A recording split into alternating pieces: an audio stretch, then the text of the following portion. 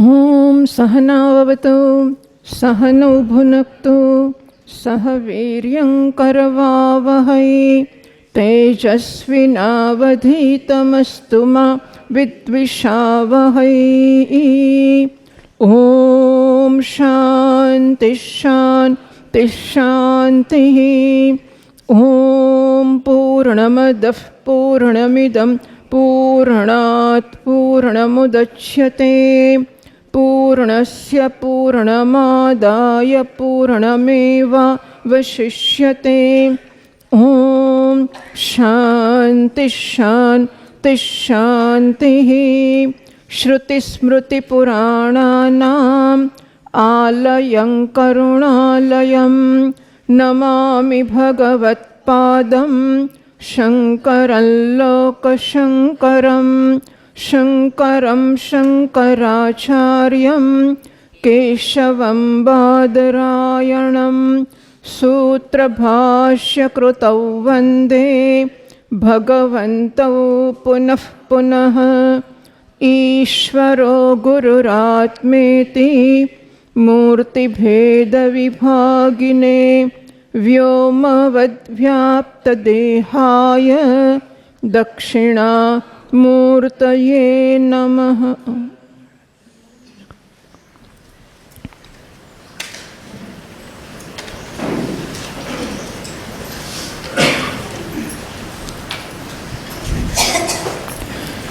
મનીષા પંચકના સહેજ મોટું થશે. પહેલા બે શ્લોક આપણે જોયા. પહેલા શ્લોકમાં પ્રજ્ઞાનમ બ્રહ્મ આ મહાવાક્યનું નિરૂપણ કરવામાં આવ્યું. બીજા શ્લોકમાં યજુર્વેદના અહમ બ્રહ્માસ્મિ એ વાક્યની ચર્ચા કરવામાં આવી. અધુના હવે આ ત્રીજો શ્લોક શરૂ થઈ રહ્યો છે. એમાં સામ શાખા ઉપનિષદગત સામવેદ એનું છાંદોગ્ય ઉપનિષદ એનું મહાવાક્ય તત્વમસી જે ઉપદેશ વાક્ય કહેવાય છે એનું નિરૂપણ કરવામાં આવી રહ્યું છે. ત્રીજો શ્લોકમાં છીએ આપણે.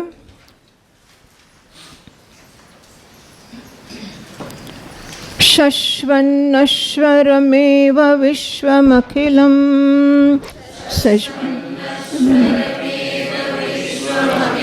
નિશ્ચિત્ય વાચા ગુરોઃ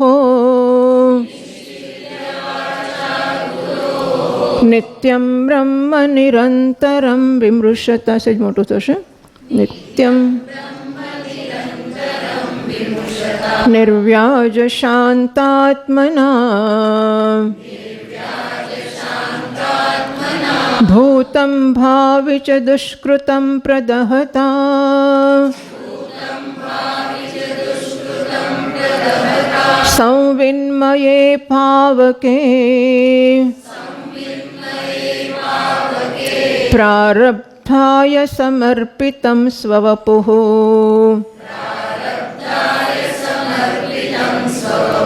ઇત્યેષા મનીષા મમ.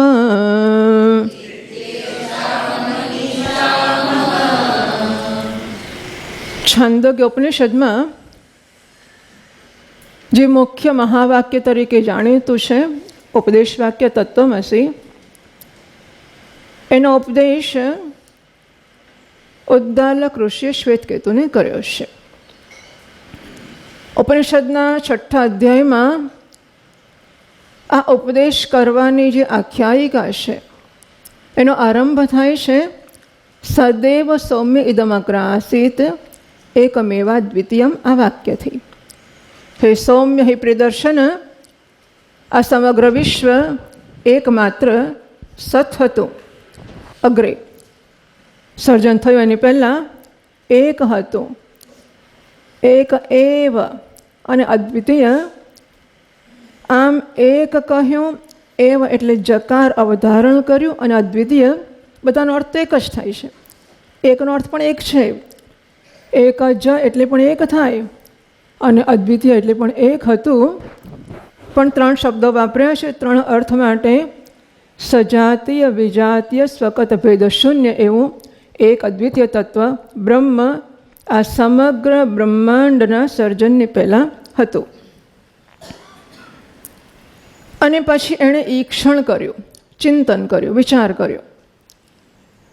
ઈક્ષણ કર્યું કહીને બતાવવામાં આવે છે કે આ જે અનેક બનનારું ઉપાદાન કારણ છે એ માત્ર માટી જેવું જળ નથી. કારણ કે જળ હોય તો ઈક્ષણ કે ચિંતન ના કરી શકે.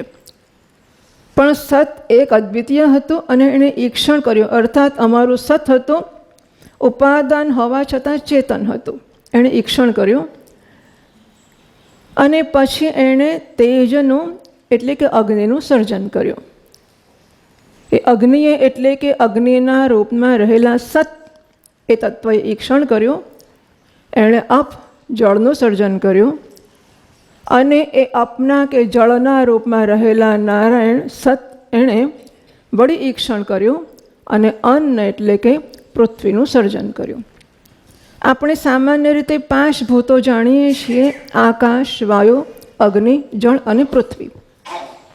અને પછી એ 5 જોડાઈને પંચીકરણ કરે છે, એટલે સ્થૂળ જગત બને છે. પેલા સૂક્ષ્મ તત્વો છે એ પંચીકરણની પ્રક્રિયામાંથી પસાર થાય છે, પછી એમાંથી પંચીકૃત એટલે કે સ્થૂળ રૂપને પ્રાપ્ત કરેલું આ સ્થૂળ જગત બને છે. છાંદોગ્ય ઉપનિષદમાં 3 તત્વનું કથન છે. 3નું સર્જન થયું. એ 3એ પરસ્પર સંયોગ કર્યો, જેનું નામ ત્રિવૃત્કરણ કહેવામાં આવ્યું છે. પંચીકરણ જેવું જ ત્રિવૃત્કરણ. આમ તો 3 થયા તે પછી આકાશને વાયુ નહીં હોય, એટલે સમજી લેવાના. એટલે સરવાળે તો 5 ભૂતો છે, પંચીકરણ થયું છે, 5માંથી આ જગત બન્યું છે. પણ ત્યાં 3ની વાત કરી છે, ત્રિવૃત્કરણની. તો ત્રિવૃત્કરણ થયું એટલે કે 3 જોડાયા પરસ્પર ચોક્કસ પ્રકારના પ્રમાણમાં, એમાંથી આ સ્થૂળ જગતની ઉત્પત્તિ થઈ, એવું ત્યાં છાંદોગ્યમાં કહેવામાં આવ્યું છે. અને પછી ઘણા બધા તબક્કાઓ બતાવવામાં આવ્યું, ઘણા પદાર્થોમાં, ઘણી વસ્તુઓમાં, કે તમે દુનિયાનો કોઈ પણ પદાર્થ જુઓ એમાં 3 વસ્તુ જોવા મળશે તમને. જેમ કે અગ્નિનો કિસ્સો લો. યત અગ્નેઃ રોહિતમ રૂપમ.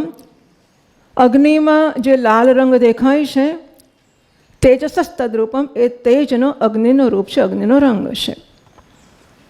યશ શુક્લમ તદપામ. અગ્નિની જ્યોતોનું વર્ણન મુંડક ઉપનિષદે કર્યું. સ્વામીજી મહારાજે કાલી ઇત્યાદિથી પૂરું કર્યું. કાલી કરાલી ચ મનોજ વાચ સુલોહિતા ચ યા ચ સુધ્રુમર્વર્ણા. એટલે અનેક પ્રકારના રંગોવાળી જ્યોતો અગ્નિ પ્રગટે ત્યારે નીકળતી હોય છે. એટલે અહીં ત્રિવૃત્કરણ છે, 3ની વાત કરે છે કે અગ્નિમાં જે લાલ રંગ છે એ અગ્નિ તત્વનો છે. અગ્નિમાં જે શ્વેત રંગ ક્યારેક જોવા મળે છે, આ જે શ્વેત રંગ છે શુક્લમ તદપામ, એ જળનો રંગ છે. અને ક્યારેક કાળો કાળો રંગ દેખાય છે, યત કૃષ્ણમ તદન્નસ્ય. કૃષ્ણ જે કાળો રંગ છે, અન્ન એટલે કે પૃથ્વીનો છે. એટલે કે જેને હું અગ્નિ કહેતો હતો એને હવે હું અગ્નિ, જળ અને પૃથ્વી. અગ્નિ સ્થૂળ તત્વ હતું, હા, અને અગ્નિ, જળ ને પૃથ્વી સૂક્ષ્મ તત્વો થયા. એ સૂક્ષ્મમાંથી આ મોટું સ્થૂળ બન્યું હતું. અપાગાદ અગ્નિ અગ્નિત્વમ. અગ્નિનું અગ્નિત્વ ચાલ્યું ગયું, કારણ કે અગ્નિને હવે મેં જેમ માણસો, સ્ત્રી પુરુષો દવાખાને ડૉક્ટર પાસે જાય ને, એ સ્ત્રી પુરુષ પણ ગુમાવી બેસે. હા, ખબર છે? ડૉક્ટર પાસે જાય એટલે શું કહેવાય? પેશન્ટ આવ્યો, પેશન્ટ આવ્યો. આ ડૉક્ટર લોકો પેશન્ટ આવ્યું કહેતા હોય છે. તો શું થયું કે એનું સ્ત્રી પુરુષ પણ જતું રહ્યું, જાણે કે હવે પેશન્ટ પણ શરૂ થયું. બરાબર? પછી પેશન્ટમાંથી એનો હાથનું કે પગનું કે ક્યાંક કશું કામ કરે, એટલે હવે એ માત્ર સ્પેસીમેન બની ગયો, નમૂનો, ડિસેક્શન કરવાનો કે કંઈક એની સાથે સર્જરી વગેરે કામ, શસ્ત્રક્રિયા કરવાનો. બાકીનું બધું ભૂલાઈ ગયું. હવે એ માત્ર આ પેટનું કાપવાનું છે કે કંઈક જે કરવાનું છે. પછી એ તો જેમ પેલું કરવતને બધું લઈને કાપે ને, કાતર એમ જ કાપતો હોય, પેટને બધું કાપે, હાડકાં કાપે, આમ આમ ખટખટ કાતરથી કાપે, એવું જ કરે. એમને માટે હવે સ્પેસીમેન થઈ ગયો. એમ અગ્નિમાં જ્યારે આ સૂક્ષ્મ તત્વો જોવામાં આવ્યા, એ તેજસ છે, એ અપ જળ છે, એ અન્ન પૃથ્વી છે, અપાગાદ અગ્નિ અગ્નિત્વમ, અગ્નિએ પોતાનું અગ્નિત્વ ગુમાવ્યું. વાચારંભણમ વિકારો નામધ્યેયમ ત્રીણી રૂપાણી ઇત્યવ સત્યમ. તો એને અગ્નિ શેનું કહેતા હતા? વાચારંભણમ. જેમ પેલા ઘોડો તો અમદાવાદ જતો રહ્યો ને છે, તો આ ઘડો જેમ વાચારંભણમ, ઘડો માત્ર વાણીથી નામ જ બોલીએ છીએ અને વાસ્તવમાં તો મૃત્તિકા માટી જ સત્ય છે, એનું સ્વરૂપ માટી છે. આ તો ખાલી વાણીથી આપણે એને ઘડો કહીએ છીએ એટલું જ એનું નામ છે. એમ વાચારંભણમ વિકારો નામધ્યમ, અગ્નિ જે એનું નામ છે, વાઘારંભણમ, એ માત્ર તમે ને મેં શરૂ કર્યું એને અગ્નિ કહેવાનું એટલું જ. હા, આ કંઈ પેલું હતું ને કેળું, આને કેળું જ કહેવું કંઈ નિયમ છે? કોઈ એને બનાના કહે ને કોઈ એને કેલા કહે ને, જેને જે ફાવે તે કે વસ્તુ તો આ જ રહેશે ને. એટલે વસ્તુ નક્કી છે, એનું નામ દરેક વાણીમાંથી જે બોલે એ નામ બની જશે. એ મિથ્યા છે, નામ છે, મૂળ એનું તત્વ છે તે જ છે. એમ તેની રૂપાણી, આ ત્રણ રૂપો સત્ય છે. અને પછી આગળ ઘણું વર્ણન કરીને કોઈ તબક્કે બતાવવામાં આવ્યું. સન્મૂલાહ સૌમ્ય ઇમાહ સર્વાહ પ્રજાહ સદ આયતનાહ સત્પ્રતિષ્ઠાહ યતો વાયમાની ભૂતાની જાયંતે, ભૂતો જેમાંથી જન્મે, જેમાં રહે અને જેમાં અંતે લીન થાય એને ઉપાદાન કારણ કહેવામાં આવતું હોય છે. કયું ઉપાદાન છે? સન્મૂલાહ સૌમ્યમાહ સર્વાહ પ્રજા. હે સૌમ્ય, આ બધી પ્રજા, પ્રજા એટલે જળ ચેતન સમગ્ર જગત છે. સન્મૂલાહ એનું મૂળ એટલે કે ઉદ્ભવ સ્થાન, ઉત્પત્તિ સ્થાન સત છે. સત આયતનાહ એ જેમાં રહ્યા છે, નિવાસ કરે છે. આ ઘડો છે ને, મૃન્મૂલહ, માટી જેનું મૂળ છે, માટી જેનું ઉપાદાન છે, માટીમાંથી જે જન્મ્યો છે એવો આ ઘડો છે. મૃત આયતનઃ, માટી જેનું આયતન કે નિવાસ સ્થાન છે. કારણ કે આ ઘડો ક્યાં રહ્યો છે? મારા હાથમાં રહ્યો છે. હાથમાંથી પડશો તો ટેબલ પર રહેશે અને ટેબલથી પડશો તો નીચે રહેશે. જો હાથમાં રહ્યો હોત તો હાથ વગર ના રહી શકત, પણ હાથ વગર રહી શકે છે? હાથમાં નથી ઘડો, ઘડો માટીમાં રહ્યો છે, જેના વગર નહીં રહી શકે. માટી એનું સ્વરૂપ છે, માટી એનો આત્મા છે. ઘડો માટીમાં રહ્યો છે, માટીમાં પ્રતિષ્ઠિત છે. અને એ ઘડો ફૂટીને પાછો માટીમાં મળી જાય છે. સન્મૂલાહ ઇમાહ પ્રજાહ, સતમાંથી ઉત્પન્ન થઈ છે. સત આયતનાહ, સતમાં એની સ્થિતિ છે. સત પ્રતિષ્ઠા, સતમાં જઈને પાછો પ્રતિષ્ઠિત થઈ જાય છે. આમ જે છે તે સત છે. હવે આ ઘડો માટીમાંથી જન્મ્યો, માટીમાં સ્થિત છે, માટીમાં લીન થાય છે, તો અત્યારે છે ત્યારે શું છે? માટી છે ને. કારિકાકાર નિયમ કયો? આદૌ અંતે જ યન્નાસ્તિ વર્તમાને પિતત્તથા. અત્યારે ઘડો છે, આ ઘડો જન્મ્યો એના પહેલાં ઘડો હતો? આ ઘડો હતો? નહોતો. આ ઘડો ફૂટશે પછી આ ઘડો હશે? તો પહેલાં નહોતો, પછી નહોતો, વચ્ચે છે ત્યારે છે કે નથી?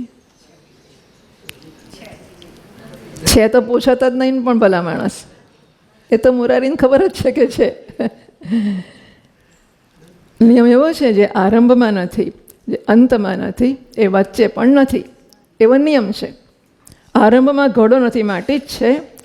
અંતમાં ઘડો નથી, માટી જ છે. તો વચમાં ઘડો નથી, માટી જ છે. નથી. જે આરંભ, આવો નિયમ છે. નિયમનો અપવાદ શોધીને નિયમને તોડવાની તમને છૂટ છે. કે આ લોકો નિયમ કે એટલે માનવો એવો નિયમ નથી. આપણે હોતો હશે કોઈ દાડો એવું કહેવાનું, પછી સિદ્ધ કરવાનું, જોવાનું કે આ ગ્લાસ કેમ હતો જ ને પહેલેથી? ના, નહોતો, પણ હા એ બન્યો ત્યાર પહેલાં તો નહીં જ હોય ને. અને આ એ તૂટે, સ્ટીલનું તૂટતું, ઘણી વાર તો તૂટલું જ આવતું હોય છે. એ તૂટે ત્યારે પાછો નહીં રહે ને ગ્લાસ, તો એને ગ્લાસ કહેવાય, સ્ટીલ છે, લોખંડ છે. આમ જે વસ્તુ પહેલાં નથી, જે પછી નથી, વચ્ચે પણ નથી, એમ આ સમગ્ર જગત કે સર્વનામ રૂપ, ત્રણ રૂપ દ્વારા શરૂ કર્યું. ત્રણ રૂપ એક વચ્ચેનો તબક્કો મૂક્યો. અંતે સન્મૂલાહ, સતમાંથી જન્મ્યું, અંતે સત છે. તો વચ્ચે જ્યારે આ અનેક નામરૂપો દેખાય છે ત્યારે શું છે? નામરૂપો છે. સત આયતના સતમાં સ્થિત છે, સન્માત્ર છે. સત સિવાય કશું છે જ નહીં. સત સિવાય જે દેખાય તે વાચારંભણમ એ મારી વાણીનો વિલાસ છે. છૂટ છે. એકને એક વસ્તુને ઘડોને પોટને ઘટહને જાત જાતનું કહી શકાય. એ મારી વાણીની સમૃદ્ધિ છે, વાણીનો વિલાસ છે. હું અનેક શબ્દો વાપરી શકું છું. એમ એક બ્રહ્મ માટે માણસને ગાય, ઘોડો, કૂતરો, ટેબલ આ બધા શબ્દો વાપરી શકો છો. વાણીનો વિલાસ છે. બસ. તો જુજવા રૂપ ભાસે નહીં, અંતે તો હેમનો હેમ હોય. એક આ બધું ત્યાંથી આવે ને. એકેન લોહમણિના સ્વરમ લોહમયમ વિજ્ઞાતમ સ્યાદ વાચારંભણમ વિકારો નામધ્યમ લોહમણિ તેવ સત્યમ. શ્વેતકેતન ઉદ્દાલક ઋષિ કહે છે, નરસિંહ મહેતો એ ગાય છે. ઘાટ ઘડિયા પછી નામરૂપ જોજવા, અંતે તો હેમનું હેમ હોય. આપણને એમ કે આપણે બહુ ભણ્યા. નરસિંહ પાછા પૂછે કે નરસિંહ ક્યાં ભણવા ગયો હતો? હવે એને ભણે કે વગર ભણે જે આવડતું તો આપણને ભણ્યા પછી આવડે છે એ જોવાનું. આ નથી, હું નથી કહેતી નથી આવડતું, પણ આપણને કહેવાનું કે આપણે શીખવું પડે. નરસિંહને આવડતું હતું, આપણે પણ શીખવું પડે. યથા સૌમ્ય એકેન લોહમણિના સરમ લોહમય વિજ્ઞાતમ સાત વગેરે. તો આમ આ સમગ્ર જગત આ મને બહુ ઓછો પડે છે. થતો હોય તો મોટો કરી શકાય. કંઈથી જ્યાંથી કરવાનું હોય ત્યાંથી. તો આ ઉપદેશ ગુરુજી શિષ્યને આપે છે અને પછી એને 9 વાર સમજાવે છે કે મહારાજ વાત તો સાચી પણ ના સમજ પડી, ના પડી. આ તો બધું કરું જ છું ને ક્યારની.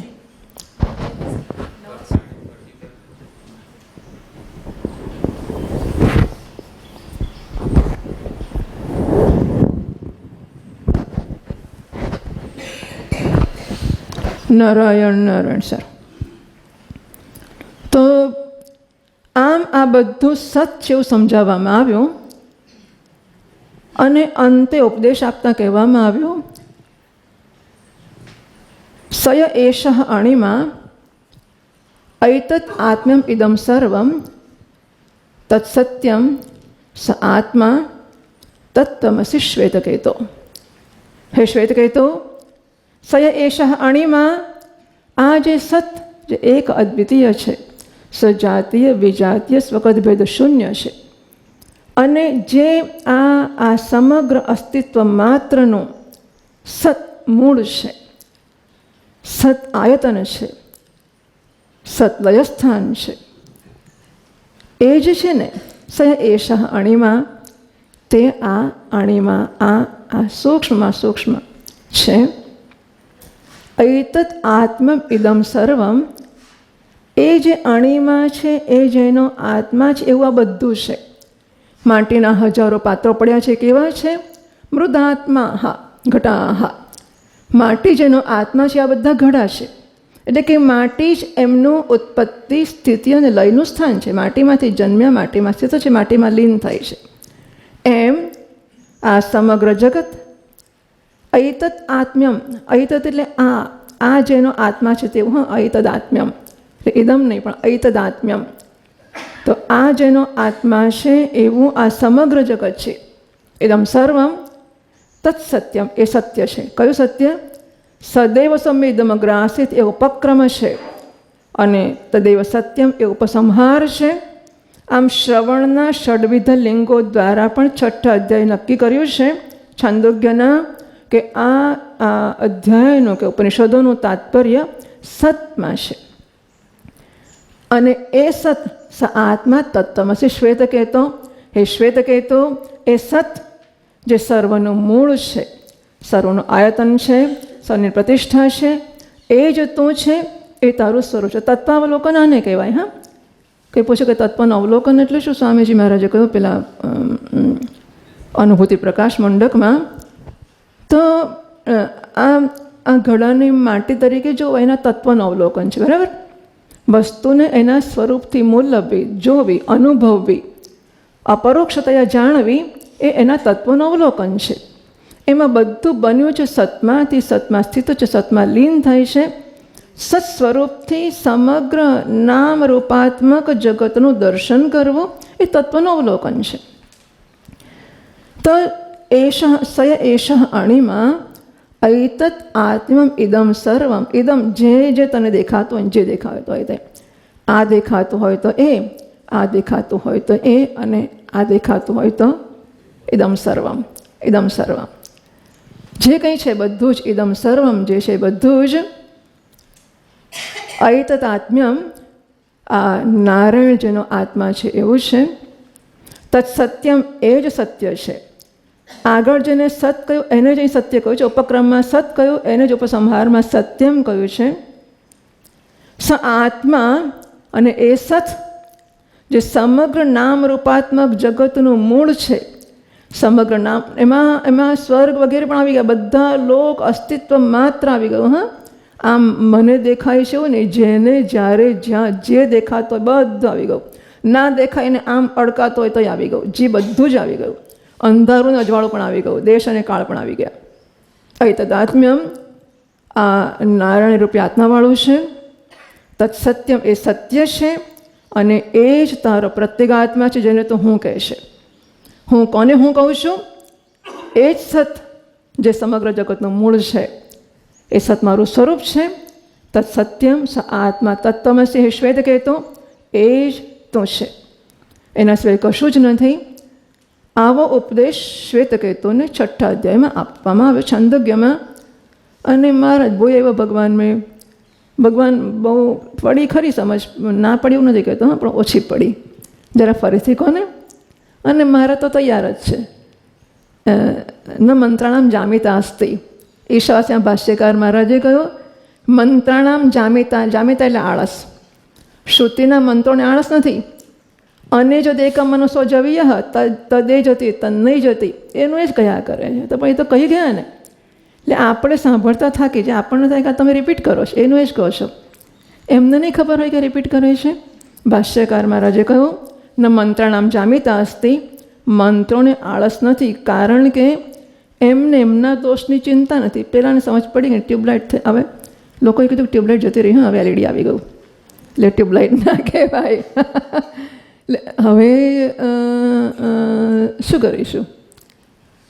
પણ પહેલાં જે ટ્યુબલાઇટ હતી ને એવું આપણે એવું કહેવું પડશે. તો એ જ્યાં સુધી ઝબકારો ના થાય, એ પેલી પાનબાઈ કહેતી હશે વીજળીના ઝબકારે, આ બધી વસ્તુઓ જુઓ એવું આમ દેખાશે કે બધું એક છે, બધું સમજી શકાય છે, બધું અંદર વ્યવસ્થિત ગોઠવાય, ઇન ઓર્ડર, બધું ઇન ઓર્ડર, સરસ છે. આમ આવો ઝબકારો જ્યાં સુધી થયેલો ગુરુજીને ના દેખાય, અને જો ધૂંધળું દેખાય તો ફરી કે પછી ફરી ધૂંધળું દેખાય, ફરી એમની આંખોમાં ધુમાડો લાગે. હા, ગુરુજીને ધુમાડો લાગે, પણ લાગે તો એ ચોળતા જાય, પણ કહેતા તો જાય જ, કહેવાનું નહીં છોડે. કયા જ કરશે ને કયા જ કરશે ને કયા જ કરશે, કારણ કે એમને આળસ નથી. આ પ્રોજેક્ટ લઈને બેઠા, બીજું કરવાનું શું છે મહારાજને. એટલે મહાપુરુષો આ લઈને બેઠા છે. લોકહિતાય વસંત વિચરતી, લોક કલ્યાણ માટે વિચરણ કરે છે, ઉપદેશ આપે છે. તો આ ઉપદેશ શ્વેતકેતુને આપવામાં આવ્યો. એને અહીં શશ્વન નશ્વરમેવ વિશ્વમખિલમ નિશ્ચિત વાચા ગુરોહો. આ ગુરોહો વાચા, આટલો વાચા એ તૃતીયા છે, ગુરુની વાણી વડે. કારણ કે વાક શબ્દ પણ છે ને વાચા શબ્દ પણ છે. વાકની તૃતીયા વાચા થશે, વાચાની પ્રથમા વાચા થશે, પણ એ વાચા વાણી વડે તૃતીયા છે, એટલે વાકનો શબ્દ છે એની છે. એટલે ગુરોહો વાચા એના આધારે તત્વમસીનું આ વિસ્તાર છે એવું નક્કી કરવામાં આવ્યું ટીકાકાર દ્વારા. એટલે બધાની દૃષ્ટિઓ કેવી આમ થ્રુ એન્ડ થ્રુ, એટલે એવી કેવી ભેદક દૃષ્ટિ હશે. અને બધું કેવો ગોઠવાયેલો છે કે એમને મહાવાક્યો જડી ગયા. હા, બાકી કંઈ ભાષ્યકારે થોડું કહ્યું છે કે મેં આ મહાવાક્યથી આ શ્લોક બનાવે છે, આ મહાવાક્યથી આ શ્લોક બનાવે. ભાષ્યકાર ક્યાં કહેવા આવેલા? આપો, તમને જોઈએ જ આવું છે સર. તો એ દર્શન એટલું સ્પષ્ટ છે ટીકાકારોનું કે 4 મહાવાક્ય 4 શ્લોકોમાં શોધી શક્યા. તો ગુરોહો વાચા, ગુરુજીએ તત્વમસી ઉપદેશ આપ્યો, એનાથી એમણે નક્કી કર્યું શશ્વત નશ્વરમ એવ. એક તો આંખોથી તો જોયું જ હતું કે જન્મે છે ને મરે છે ને જન્મે છે ને મરે છે ને આ ક્રમ છે. સામેજી મેં હાજર કહ્યું એક દાડો ઉત્પત્તિ થઈ અને એક દાડો લય થયો અને પછી વચ્ચે એટલે એવું હશે કે શરૂઆતમાં વિષ્ણુજી ઊંઘતા હશે અને બ્રહ્માજી જાગતા હશે અને પછી વિષ્ણુજી જાગે અને બ્રહ્માજી અને શિવજી ઊંઘી જતા હશે, પછી શિવજી જાગતા હશે અને આ બે ઊંઘી જતા હશે. એવું થતું હશે? અરે એમ કે ઊંઘતા ને જાગતા નથી, આ ત્રણેય જણા સતત જાગતા હશે. સતત એટલે સતત. કારણ કે કંઈ વિચાર તો કરો તમે કે એકવાર સર્જન થઈ જાય અને એ જ્યારે સર્જન ચાલે છે ત્યારે પાલન સંહાર બંધ હોય તો સર્જન સર્જન સર્જન કેવી દશા થાય આપણી? જેમ જેમ જન્મે તેમ તેમ મરતા ન હોત તો શું થાત? વિચાર તો કરો. અત્યારે કેટલા હાઈ રાઇઝર્સ, આમ ઊંચા બિલ્ડિંગ બધું એટલા માટે બનાવ્યું ને કે સર્જન સર્જન બહુ થઈ ગયું છે. સરેરાશ આયુષ્ય વધી ગયું છે માણસોનું. એટલે કંઈ વારા ફરતી નથી થતું, સતત યુગપત સર્જન પણ થાય છે, પાલન પણ થાય છે, લય પણ થાય છે, બધું ચાલ્યા જ કરે છે. અને આ આપણે જોઈએ છીએ. એ જોવાની સાથે ઓબ્ઝર્વેશન છે, હા, આપણી પાસે અવલોકન છે. એને મૂલવવાની રીત કદાચ નહોતી આપણી પાસે. એ મૂલવવું કેવી રીતે નારાયણ મહાત્મા શીખવાડે છે. એ તત્વમસી કેમાં આ કેવી રીતે શીખાય પાછું? એ પ્રશ્ન છે કે તત્વમસી કે તો જગત નશ્વર છે એ શીખાય કેવી રીતે? કે તત્વમસીની પાછળ લાંબી કથા ગઈ છે. તેની રૂપાણી તેવ સત્યમ અપાઘાત અગ્નિ અગ્નિત્વમ. વસ્તુ એનું વસ્તુપણું ગુમાવ્યું, એ ત્રણ તત્વ બની ગઈ. એ ત્રણ તત્વ સત બની ગઈ. તો સત બની તો શું થયું? સત સિવાયના નામ રૂપ છે એ જન્મ્યા ને જતા રહે, જન્મ્યા એવું થઈ જ ગયું ને એમાંથી. સત થયું કેવી રીતે? તો તત્વમસીનો અર્થ જો આવો થયો હોય કે શશ્વત નશ્વરમ એવો વિશ્વમ અખિલમ, આ અખિલ વિશ્વ છે સતમાંથી જન્મ્યું છે અને જ્યારે છે ત્યારે પણ મિથ્યા છે અને મિથ્યા મિથ્યા રહેતું નથી પાછું. મિથ્યા જ આવે છે ને જાય છે, નાશ પામે છે. આપણે જોઈએ છીએ કે આપણે વિશ્વાસ રાખ્યો ને ક્યાં આમ હજુ હમણાં તો વાત કરી છે કેટલા કેટલા અનંત કિસ્સાઓ. જો તમે એક દાખલો આપો કે મારે ઘેર આવું થયું તો પેલો કહેશે મારે ઘેર આવું થયું, મારે 50, 50, 100 દાખલા આવી જશે કે આમ માણસ હતો હરતો ફરતો વાતચીત કરી, ચા પીધી અને કપ મૂકીને ખલાસ. કેટલાય લોકો આવી ગયા અને ફૂલો ને કળીઓ ને ફળો ને બધું તો આપણી સામે સડે જ છે, આપણે જોઈએ છીએ. શાશ્વત હંમેશા ને હંમેશા બધું નાશ પામતું જ રહે છે. એનો નશ્વરમ એવ, નાશ પામે જ છે. વિશ્વમ અખિલમ, અખિલ વિશ્વમાં કોઈ અપવાદ જ નથી. બધું જ નાશ, બ્રહ્માજીએ નાશ પામે. ત્યાંથી બ્રહ્માથી પીપીલિકાંત, બ્રહ્માથી માંડીને કીડી સુધી બધા હોય, જન્મે ને નાશ પામે. જન્મે ને થોડું રહ્યા ના રહ્યા, જાયા સ્વમ્રિયસ્વ. પેલા કીડા મંકોડા માટે તો કયું છાંદોગ્યમાં કે જાણે કોઈ સતત એમને આજ્ઞા ના આપતો હોય, ચલો જન્મ મરો જન્મ, પેલું શીખવતા હોય કે ઉઠ બેસ આસન શીખવતા હોય કે નૃત્યમાં કશુંક શીખવતા હોય, ચલો ઊંચું કરો નીચું કરો, ઊંચું કરો નીચું કરો, બેસો ઉઠો, એમ જાણે સૂચના ના આપતા હોય. જન્મોને મરો, જન્મોને મરો, એમ જીવડા જન્મે છે મરી જાય છે બસ. એવું શાશ્વત નિરંતર નાશ પામતું આ જગત છે. આપણે આ જગતમાં આ કેળાને કે આ ઘડાને સાચવીને કેમ મૂકીએ? કાલે રહેશે એટલા માટે. જો આપણને ખાતરી હોય કે અહીં રાખીએ કે ડબ્બામાં બંધ કરીને અંદર મૂકી દઈએ, કાલે રહેવાનું નથી. આ કાલે જ્યારે ખોલીશું ત્યારે ભૂકો થઈ ગયો હશે તો સાચવીને મૂકીશું કે નહીં મૂકીએ? મૂકીશું? તમે લઈ જાઓ, તમને હું ના પાડું. મને ખબર છે કે આ કેળું ઊંચું મૂકીશ તો ભૂકો થઈ જ જવાનો છે, તો તમે આવો તો હોંશે હોંશે આપી દઉં કે નહીં? તમે ખુશ થાવ કે પ્રસાદ આપ્યો અને મારે તો કચરો છો, કારણ કે કાલે મારે વાળીને બહાર ફેંકવા જવું પડત. ખરી વાત કે નહીં? જો આ જગત નશ્વર છે એ આપણને સમજાય તો જેવું આપણે આ કેળા જોડે કર્યું એવું બધા જોડે કરીએ કે ના કરીએ? નશ્વરમ. નહીં તો વળગી રહીએ, ના આપો, આ તો રહેવાનું જ છે, આ તો સ્થાયી છે, આ તો મારું છે. જેમ જેમ ઓળખાય કે નશ્વર છે, લોકો કહે છે હા મરી જશો. આપણને એમ કે નવી વસ્તુ રાખી મૂકીએ. પેલું ગૃહસ્થ લોકો એવું ખાસ કરે કે મહેમાન માટે નવું નવું રાખ્યા કરે, જૂનું જૂનું વાપર્યા કરે, થોડું ફાટ્યું હોય તો એ વાપરે અને નવું રાખી મૂકે. પછી પેલા ધીમે ધીમે પુત્રવધુઓને એ સમજ વહેલી પડતી લાગે છે. એ સાસુ થાય ત્યાં નહીં પડતી, પણ પુત્રવધુ હોય ત્યાં સુધી પડતી હશે. એટલે કે બા મરી જશો ને બધું આવું નવું રહેશે, વાપરો, નવું વાપરો. શું કામ જૂનું વાપરો છો? જૂનું રાખી મૂકો, નવું વાપરો, મરી જશો ને રહી જશે આ બધી વસ્તુઓ. એમ આપણે જો ઓળખીએ કે નાશ પામશે, નાશ પામશે, અને આ પણ કેટલું ટકવાનું છે, એને પ્રેમ કરી કે એક ક્ષણની અંદર જતું રહે છે. હા, શરીરના કોષ બદલાયા કરે, શરીરનું લોહી બદલાયા કરે છે, અને પછી પેલો સેલની અંદર બધું ફર્યા કરે. કઈ વસ્તુ નિત્ય છે? અરે એક વસ્તુ બધી ફિઝિશિયન, પેલા ફિઝિસિસ્ટ ભૌતિક શાસ્ત્રને પૂછો, કે રસાયણશાસ્ત્રને પૂછો, કે વનસ્પતિ શાસ્ત્રને પૂછો, જીવશાસ્ત્રીને પૂછો, જે શાસ્ત્રને પૂછો પૂછો, બધાએ પોતાના એકમ છે, બધામાં બધું ફરતું અને નશ્વર નાશવંત બતાવ્યું છે. બધું જ નાશ પામનારું છે.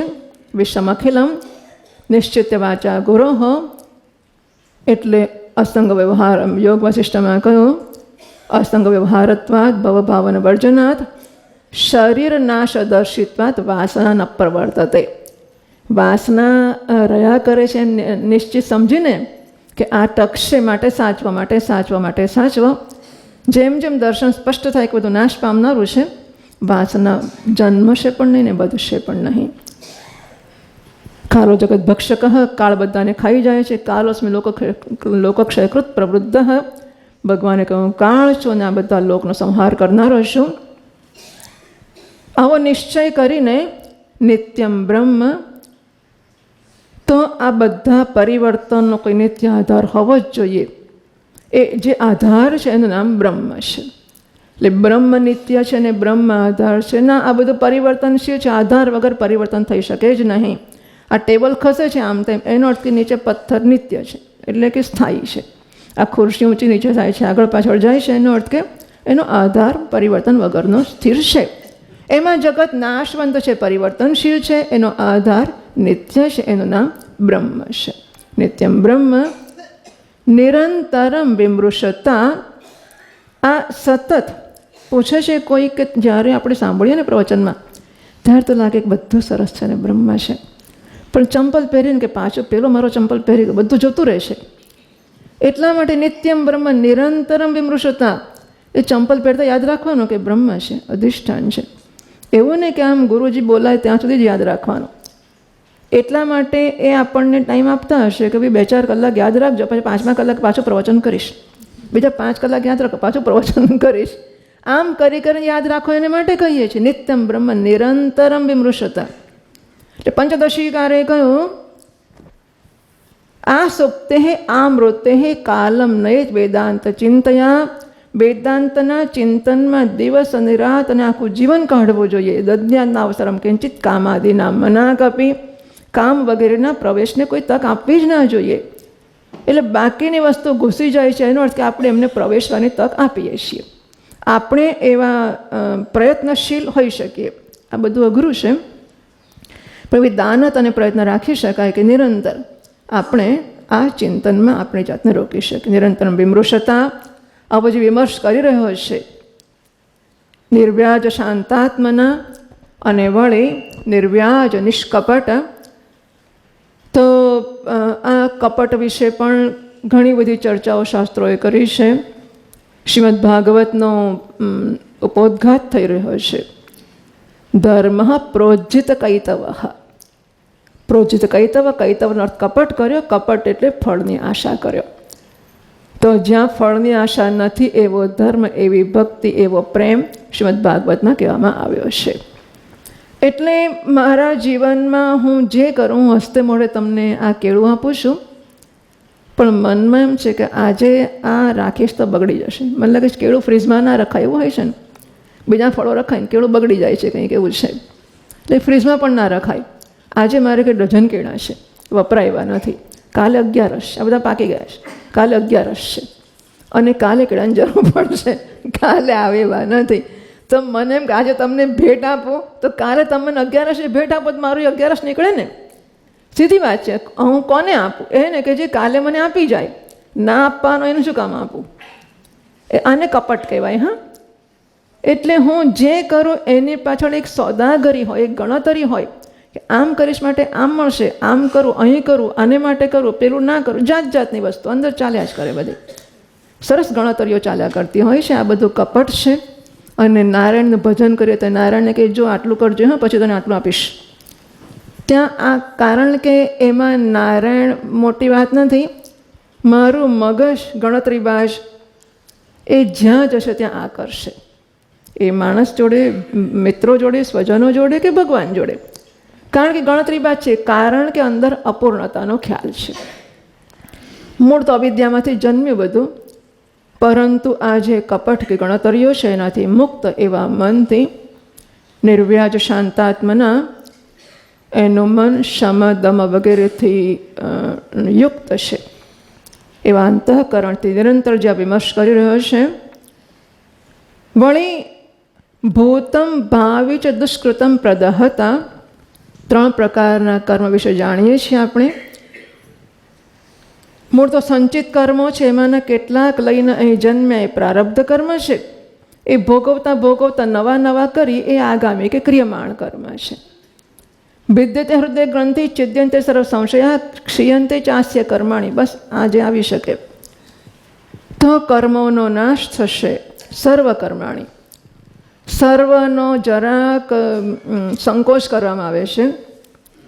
જ્ઞાની પુરુષની દૃષ્ટિએ સર્વ કર્મનો નાશ થઈ ગયો છે, પણ જોનારની દૃષ્ટિએ એવું કહી શકે કે બાપડા મહારાજને કેન્સર થઈને, બાપડા મહારાજને આવું લોકો કહેતા હોય છે, બાપડા મહારાજ કેવી સારી કથા કરતા હતા ને એમને આવું થઈ ગયું.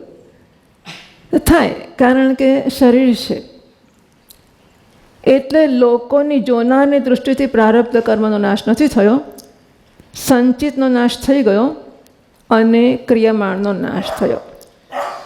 કેવી રીતે નાશ થાય ને, આપણું તત્વબોધમાં સરસ ચર્ચા છે. તત્વબોધ ને સાધન પંચકમમાં એકાંતે સુખમાસ્યતામ શંકરાચાર્ય ભગવાન સલાહ આપે છે, પોતાના વિદ્યાર્થીનો ઉપદેશ આપી રહ્યા છે. એકાંતે સુખમાસ્યતામ પરતરે ચેત સમાધ્યતામ. એકાંતમાં આ બધું પણ કરવું જરૂરી છે. પ્રવચન સાંભળ્યા કરીએ અને એને વાગોળીએ નહીં તો આપણે 1.5 કલાકમાં પૂરું કરવાનું છે. એટલે પેલા ધુંધુકારી જેવું થાય ને પછી કે ભાગવત સાંભળી પણ મનન ના કર્યો, ગોકર્ણએ કથા કરી, ધુંધુકારીને તો મોક્ષ થઈ ગયો ને બાકી નાનો ના થયો. કેમ? એણે મનન કર્યું, બીજા લોકોએ ના કર્યું. તો શ્રવણ કર્યા પછી એને વાગોળીએ. એકાંતે સુખમાસ્યતામ પરતરે ચેત સમાધ્યતામ. ચિત્તનો પરમાત્મામાં સમાધાન કરીએ, સ્થિર કરીએ. પૂર્ણાત્મા સુસમીક્ષતામ. હું જે છું એ પૂર્ણ છું આત્મા. આ સુસમીક્ષતામ નિરંતર એની સમીક્ષા, એનો પરામર્શ, એનું ધ્યાન, એનું ચિંતન મારામાં હું કાયમ રાખું છું. જગત ઇદમ તદ બાધિતમ દૃશ્યતામ. અને આ જગત એનાથી બાધિત છે. હું જ્યાં સુધી માટીમાં મારી નજરને સ્થિર ના કરું ત્યાં સુધી જ ઘડાનું અસ્તિત્વ છે. મારી નજર માટીમાં ગઈ પછી ભલે ઘડાનો ઉપયોગ કરું, પરંતુ ઘડો એની સત્યતા ગુમાવી બેઠો છે, ઘડો બાધિત થઈ ગયો છે. એમ મારા પૂર્ણ સ્વરૂપના દર્શનમાં જગત બાધિત છે, એની નોંધ લેતો જઉં. નહીં તો હું પૂર્ણ છું, જગતનો પ્રભાવ પણ ચાલુ રહેશે. એટલે હું પૂર્ણ છું એ જ્ઞાનની સાથે જગતનો બાધ છે એની પણ હું નોંધ લેતો જાઉં, જગતને બાધિત ઓળખતો કે સમજતો જાઉં. બાધિતમ દૃશ્યતામ પ્રાક કર્મ પ્રવિલાપ્યતામ. પ્રાક કર્મ એટલે સંચિત કર્મ. સંચિત કર્મનો પ્રવિલાપન થાય છે, એનો નાશ થાય છે. ચિતિબલાત નાપી ઓત્તરહિ શ્લિષ્યતામ. અને ક્રિયમાણ કર્મ છે એ જ્ઞાનના બળથી, કારણ કે કર્તૃત્વ હોય કે કર્તાપણાની બુદ્ધિ કે ભાવ હોય તો જ એનું ફળ મને મળશે. પણ કર્તૃત્વનો ભાવ નથી અને શરીરથી કર્મો થાય છે, ત્યારે પછી ફળ મેળવવા કે ભોગવવાના નહીં રહેશે. ચિતિબલાત નાભી ઉત્તરેહી. હવે પછી કર્મ કરવામાં આવશે, એની જોડે જોડાવાનું રહેતું નથી. આમ સંચિત કર્મ ગયા, આગામી કર્મ ગયા. પ્રારબ્ધમ ત્યભુજ્યતામ. અને શરીર છે ત્યાં સુધી જીવન મુક્તિ ભલે થઈ ગઈ, વિદેહ મુક્તિ બાકી હોય, વિદેહ મુક્તિ પણ થઈ ગઈ પણ વિદ્યારણ્ય સ્વામી એટલે આપણી જીવન મુક્તિ વિવેકના આધારે, પરંતુ એને બાકી કો શરીર છે ત્યાં સુધી તો પ્રારબ્ધમ ત્યાં પૂજ્યતામ. પ્રારબ્ધનો ભોગ કરી લો, જે છે આવશે ને જતું રહેશે. અથ પરબ્રહ્માત્મના સ્થિયતામ. અને પરબ્રહ્મ સ્વરૂપમાં સ્થિત રહેવું. આમ આગામી અને સંચિત કર્મનો નાશ થાય છે, પ્રારબ્ધ ભોગવાય છે. ભૂતમ અને ભાવિ. ભૂત એટલે સંચિત કર્મ, ભાવિ એટલે આગામી કર્મ.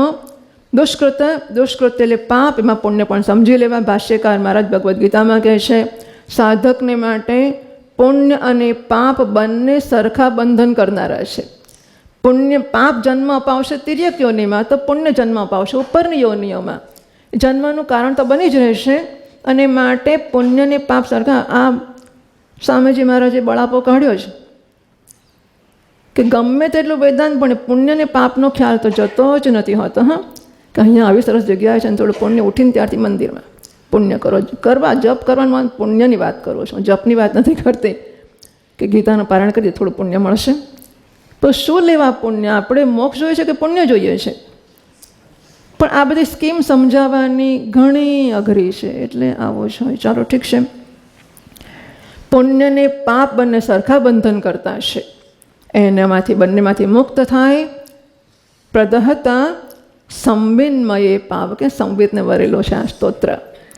તો જ્ઞાનાગ્નિ સર્વકર્માણી ભસ્મસાત કરું. તે અર્જુન જ્ઞાનરૂપી અગ્નિમાં એ પોતાના બધા કર્મોને બાળતો જીવી રહ્યો છે. જ્ઞાનરૂપી અગ્નિ.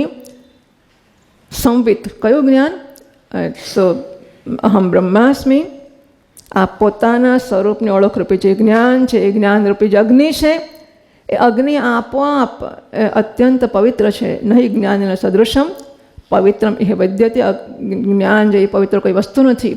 એમાં બધા પાપોને, એ પાપ છે એવું લાગે એનું જ નામ પાપ ને.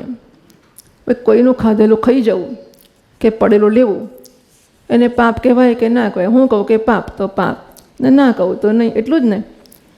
આ તો આપણા મગજમાં ઘુસાડ્યું છે શાસ્ત્રોએ, કારણ કે આપણે એ પ્રકારે જીવીએ ગૃહસ્થ સુધી. એટલે પ્રકારે કહેવામાં આવતું હોય છે. પણ પાપ અને પુણ્ય વિશેના મારા ખ્યાલો ના હોય. પાપ અને પુણ્ય ભાગવતે કહ્યું કે યથા અર્ભક, નાનો બાળક ધારો કે કીડીને મારે તો પાપ કરવા નથી મારતો, અને ના મારે તો પુણ્ય કરવા એનાથી બચે છે એવું પણ નથી. કેવો અજાણતા જ એ કશુંક પુણ્યનું કામ કરી બેસે, કશુંક પાપનું કામ કરી બેસે. એનાથી એનામાં પુણ્ય કે પાપની બુદ્ધિ જન્મતી નથી, એને પુણ્ય કે પાપ લાગતું નથી. બસ અજ્ઞાની પુરુષ અકર્તૃત્વના જ્ઞાન સાથે એના શરીર દ્વારા જે કંઈ થતું હોય એમાંની કોઈ વસ્તુથી લેપાતો નથી, કર્મ એને અડકતા નથી. સવિન્મયે પાવકે પ્રારબ્ધાય સમર્પિતમ સ્વવપુઃ. પોતાનું શરીર એને પ્રારબ્ધને સોંપ્યું છે. વૃંદાવનનો કોઈ સાધુ જતો હોય, બહુ બધા વાળ છે, ચારે બાજુ ઉડે છે, પાછળથી પવન આવતો હતો એટલે વાળ બધા આગળ ઉડીને એને નડતા હતા. તો હવે કરવું શું? આટલી તકલીફ લઈ પણ આમ ચઢાયા કરવું પડે. તો ઊંધો ફરીને ચાલવા માંડ્યો. એટલે સરસ પવન પોતે જ વાળને પાછળ નાખી દે. બરાબર. સમર્પિતમ પ્રારબ્ધાય વપુઃ. શરીર પ્રારબ્ધને સમર્પિત છે. એને કે આ દિશામાં જવું એવો આગ્રહ નથી. આમ અનુકૂળતા હોય તો આમ જઈશું, ને આમ નહીં આમ હોય તો ચાલો ઊંધા ફરી ગયા, બીજી બાજુ જઈશું. શરીર પ્રારબ્ધને સમર્પિત છે. આવા જે છે મારા ગુરુ છે, એ મારી દૃઢ મનીષા છે. ચોથો શ્લોક વાંચીએ. યાતિર્યં નર દેવતાભિરહમિતિ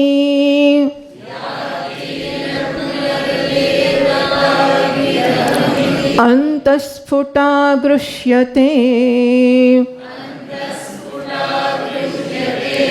યદ્ભાસા હૃદયાક્ષ દેહ વિષયાઃ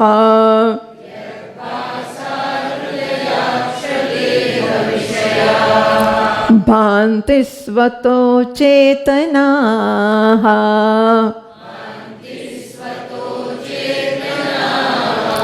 તામ ભાસ્યૈઃ પિહિતાર્કમંડલનિભાં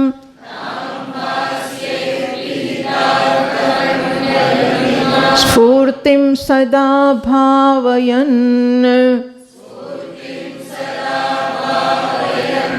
યોગી નિર્વૃતમાનસો હિ ગુરુઃ.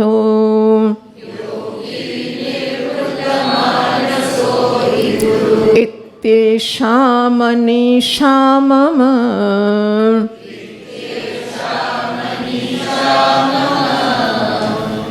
ફરી પાછું યા તિર્યક એટલે પશુ પક્ષી, નર એટલે મનુષ્ય, દેવતાઓ એટલે દેવો, એ બધા વડે દેવતાભિ અહમ ઇતિ. તો મને પૂછો કે કોણ છો, હું છું. અને ગાયને પૂછો, જો બોલતી હોય તો આ સાંભળશે હું છું. ભેંસ બોલશે, ઘોડો બોલશે, કીડી બોલશે, મંકોડો, જેને પૂછો એ કહેશે હું છું, હું છું, હું છું. એની ભાષામાં બધા હું છું જ કહેશે. અહમ ઇતિ અંતસ્ફુટા ગૃહ્યતે. બધા દ્વારા જે હું તરીકે અંદર સ્ફૂર્તિ, હા, આંખો બંધ હોય તોય, વાગોળતી હોય તોય, ઊંઘતી હોય, જે કરતી હોય તો બધા, નાનું છોકરું પણ ગમે તે હોય, ચેતન અસ્તિત્વ છે એ સતત હું તરીકે કે હું સ્વરૂપથી જેનું નિત્ય નિરંતર ગ્રહણ કર્યા કરે છે. અંતસ્ફુટા અંદર સ્ફુરણ પામતું ગ્રહણ થાય છે. યદ્ભાષા જેના પ્રકાશથી હૃદય અક્ષ દેહ વિષયા સ્વતઃ અચેતના ભાંતિ. સ્વતઃ જડ એવી ઇન્દ્રિયો છે જેના પ્રકાશમાં ભાષિત થાય છે. તો આ જે ચોથો શ્લોક છે એ ચોથો અથર્વવેદ બાકી રહ્યો. અથર્વવેદના માંડુક્ય ઉપનિષદનો અયમાત્મા બ્રહ્મ મહાવાક્ય છે. એ નિર્દેશ વાક્ય કહેવાય છે, નિર્દેશ વાક્ય. તો એ મહાવાક્યનું નિરૂપણ આ ચોથા શ્લોકમાં કરવામાં આવી રહ્યું છે. એટલે પહેલી જે લીટી છે એમાં આ બ્રહ્મનું નિરૂપણ કરે છે. યાતિર્યંગ નર દેવતાભિ. તો બધા જ પશુ પક્ષીઓ, જડ ચેતન, આ મનુષ્યો, કીડી મંકોડા, જે કંઈ દેખાય છે, ઝાડ કે વનસ્પતિ બોલી શકતી હોય તે પણ કહે કે હું છું ને. બધા કહે છે હું છું, હું છું, હું છું. અને અંદરથી સ્ફુરણ પામે છે એટલે કે અપરોક્ષ છે. એને ઇન્દ્રિયો વડે જોઈને ઇન્દ્રિય ભાષ્ય નથી, મન વડે મૂલવીને સાક્ષી ભાષ્ય નથી. હા, એટલે હું છું એનું ભાન એ કોઈ ઇન્દ્રિય કે મનથી વૃત્તિથી ભાષિત નથી થતું. વસ્તુનું જ્ઞાન સામાન્ય રીતે આવું જ થતું. આપણે આવું સમજાવવામાં આવતી હોય છે પ્રક્રિયા કે આંખમાંથી અંતઃકરણ બહાર નીકળે છે, એ આ પદાર્થનો સ્પર્શ કરે છે, પદાર્થને વ્યાપ્ત કરે છે, પદાર્થનો કે ઘટનો આકાર ધારણ કરે છે, જેને ઘટાકારા વૃત્તિ કહેવામાં આવે છે. એ ઘટાકારા વૃત્તિ પાછી આવે છે. અંતઃકરણ જડ છે, ઘડો જડ છે, ઘડાના આકારની અંતઃકરણ વૃત્તિ પણ જડ છે. એટલે કહી નથી શકતી કે હું ઘડાને લઈને આવીશું, આવીને ઊભી રહે છે. ઘટાકારા વૃત્તિ જેને વૃત્તિ વ્યાપ્તિ કહે છે. ઘટાકારા વૃત્તિમાં ચૈતન્યનું પ્રતિબિંબ પડે છે જેને આભાસ કહે છે. આ આભાસ અથવા ફળ કે બિંબ, પ્રતિબિંબ, તો સાભાસ વૃત્તિ, આભાસ સહિતની વૃત્તિ કે ચૈતન્યના પ્રતિબિંબ સહિતની વૃત્તિ કે ફળ સહિતની વૃત્તિ, કારણ ફળ વ્યાપ્તિ કહે છે. તો ફળ સહિતની વૃત્તિ એટલે એમાં ઘડો ઓળખાય છે. અને જ્યારે ઘડો ઓળખાય ત્યારે પછી હું કહી શકું છું કે અયમ ઘટ અહમ ઘટમ જાનામી. આ ઘડો છે, હું ઘડાને જાણું છું. આ પ્રકારની પ્રક્રિયા વેદાંતમાં સ્વીકારવામાં આવી છે પદાર્થોના જ્ઞાનની પ્રાપ્તિ માટે ઇન્દ્રિયો દ્વારા. તો આ બધા પદાર્થોનું જ્ઞાન થાય છે. એવી રીતે મને મારું જ્ઞાન થાય છે, હું શું નથી, એને અપરોક્ષ કહીએ છીએ. અપરોક્ષનો અર્થ જ એ થયો કે વૃત્તિની જરૂર નથી, આંખ નાક કાન બધું બંધ છે અને છતાં પણ મને હું છું, હું છું, હું છું એની નોંધ ના લેવાતી હોય, એ બોલાતું ના હોય. પણ બીજો આવે ને ત્યારે એને હું આ કહું છું. હા, જેવો એને આ કહ્યો એવો હું બની ગયો. ત્યાં સુધી હું નથી, ત્યાં સુધી ચેતના છે.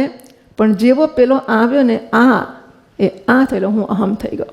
બસ આવું જે સતત સ્ફુરે છે, એટલે અહમ તરીકે સ્ફુરે છે. એટલે અહમ અહમ એવું બોલે અંદર.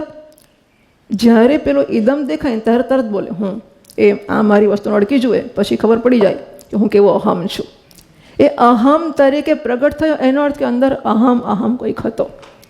આ જે અહમ હતી અંતસ્ફુટા ગૃહ્યતે.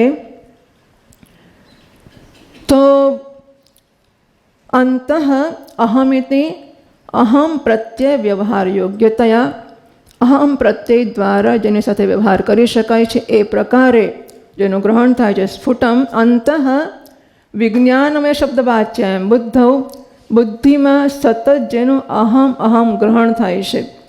આપણે જ્યારે વૃત્તિથી ગ્રહણ થાય ત્યારે એને આ તરીકે ઓળખીએ છીએ, પણ એવું ન પણ થાય વૃત્તિથી. એટલે અંતઃકરણ આપણે બે વસ્તુ બતાવે છે, એક પ્રકાશ અને એક ઘટાદી પદાર્થ. જેમ આપણે આ કેળાને જોતા હોઈએ તો જુઓ, કેળું જોઈએ ત્યારે કેળું દેખાય છે એવું કહેવાની છૂટ છે. પ્રકાશ દેખાય છે એવું પણ કહી શકાય, કારણ કે અંધારું હોત તો કેળું ના દેખાયું હોત.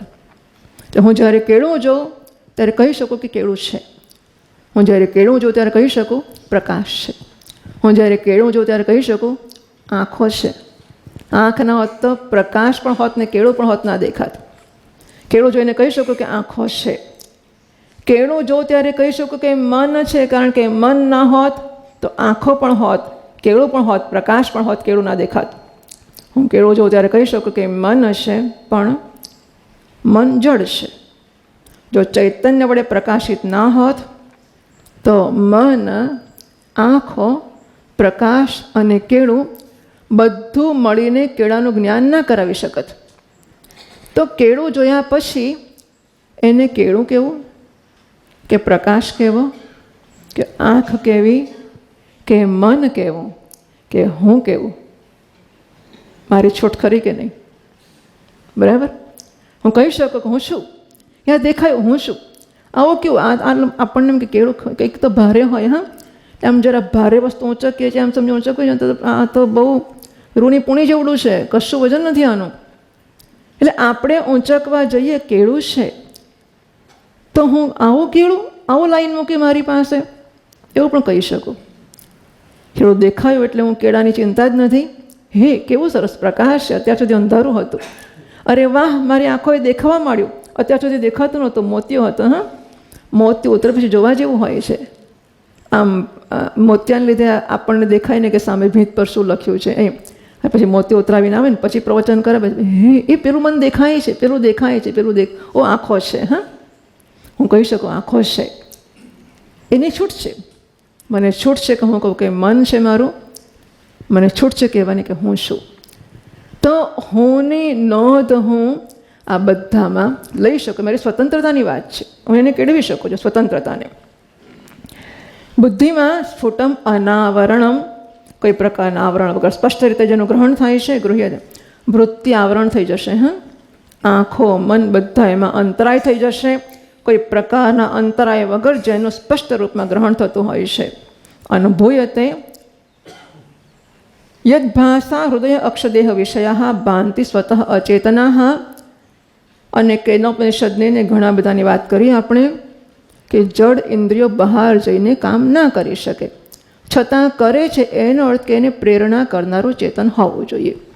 એટલે ઇન્દ્રિય બહાર જાય છે ત્યારે ઇન્દ્રિયોના વિષયોની નોંધ લેવાની સાથે, ભલે લેવો એનો કંઈ વાંધો નહીં, કેળું છે એવું જોવું જ પડે ને, તો કેળાને બદલે આપણે તો ઘડો ખાવા માંડીશું. તમે કહો ને કે ચેતનની નોંધ લેવાની, એટલે અમે તો હવે ચિંતા જ નથી કરતા, કેળું છે કે થાળી છે કે વાટકી છે કે ચમચી છે, જેવું ખાવા માંડીએ એવું નહીં કરવાનું. આ તો જોવાનું જ, પણ આમાં રોકાઈ નહીં જવાનું. એટલે આને જોઈને નોંધ લેવાની કે કેળું છે, કેળાને જોનારો, પ્રકાશિત કરનારો હું છું. કેળું ખાવાની વસ્તુ છે અને ચમચી ખાવાની વસ્તુ નથી. ચમચી ના ખવાય, કેળું ખવાય, એવું રાખવાનું. અને જો આવું ભૂલી જવાતું હોય ને, અમે પેલા કોલેજ વખતે લોકો રાસ કરે ને છોકરા છોકરીઓ, તો પછી હવે ઘણીવાર તો ભૂલમાંય વાગી જાય, ઘણીવાર પછી એક ચાન્સ મળ્યો છે તો પેલું દાંડિયા મારતા મારતા આંગળીમાં મારી દે પછી. એટલે પેલો કહે છે જો આને આંગળી કહેવાય અને આને દાંડિયો કહેવાય. દાંડિયો શેમાં મારવાનો? દાંડિયામાં મારવાનો, આંગળીમાં નહીં મારવાનો. એમ આપણે વિવેક કરી શકીએ કે કઈ વસ્તુ શેને માટે છે. આ કેળું એનું છાણું હોય ને, એ છાણું ના ખાવાનું હોય અને કેળું ખાવાનું હોય. એટલે આપણે ચૈતન્ય કરીને કેળું છાણું દાળ બધું નહીં ખાઈ જવાનું. આ કેળામાંથી છાણું કાઢવા માટે છે, કેળું ખાવા માટે છે, એ રાખવાનું. અને સાથે એની ચિંતા નહીં કરવાની. થોડું સડેલું હોય તો ફેંકી દેવાનું કચકચ કર્યા વગર. આ તો આખું હોય તો આખું ફેંકી દેવાનું, એમાં શું. તો પછી ખાવાનું નહીં ખાવાનું, બીજું ખાવાનું, એટલે એ ચિંતામાં નહીં પડવાનું, એટલો જ એનો અર્થ છે. એવું નહીં કે કેળું છાણું બધું ખાઈ જવાનું. ભાષ્યૈ આ જે ઇન્દ્રિયો છે, યદ ભાષા હૃદય અક્ષદેહ વિષયા હૃદય, તો હૃદયમાં રહેલું મન એવો અર્થ કરે છે, જેના પ્રકાશથી મન, અક્ષ એટલે આંખો, આંખ એટલે જ્ઞાનેન્દ્રિયો અને કર્મેન્દ્રિયો પણ અંદર ઉપલક્ષિત કરી દીધી છે. જ્ઞાનેન્દ્રિયો અને કર્મેન્દ્રિયો બધા જ જેના પ્રકાશ વડે પોતપોતાના વિષયનું ગ્રહણ કરે છે. આંખ શબ્દ સ્પર્શાદીનું ગ્રહણ કરે છે એ જ્ઞાનેન્દ્રિયો, અને કર્મેન્દ્રિયો હાથ પોતાના વસ્તુને પકડે છે, પગ પોતાના ગંતવ્ય સુધી ચાલે છે. આ બધી ઇન્દ્રિયો પોતપોતાના વિષયોને પ્રકાશિત કરી શકે છે, જેને લીધે બાકી આ જડ છે. આ કેળામાં ને આ ઘડામાં ને આ હાથમાં ફેર ક્યાં છે?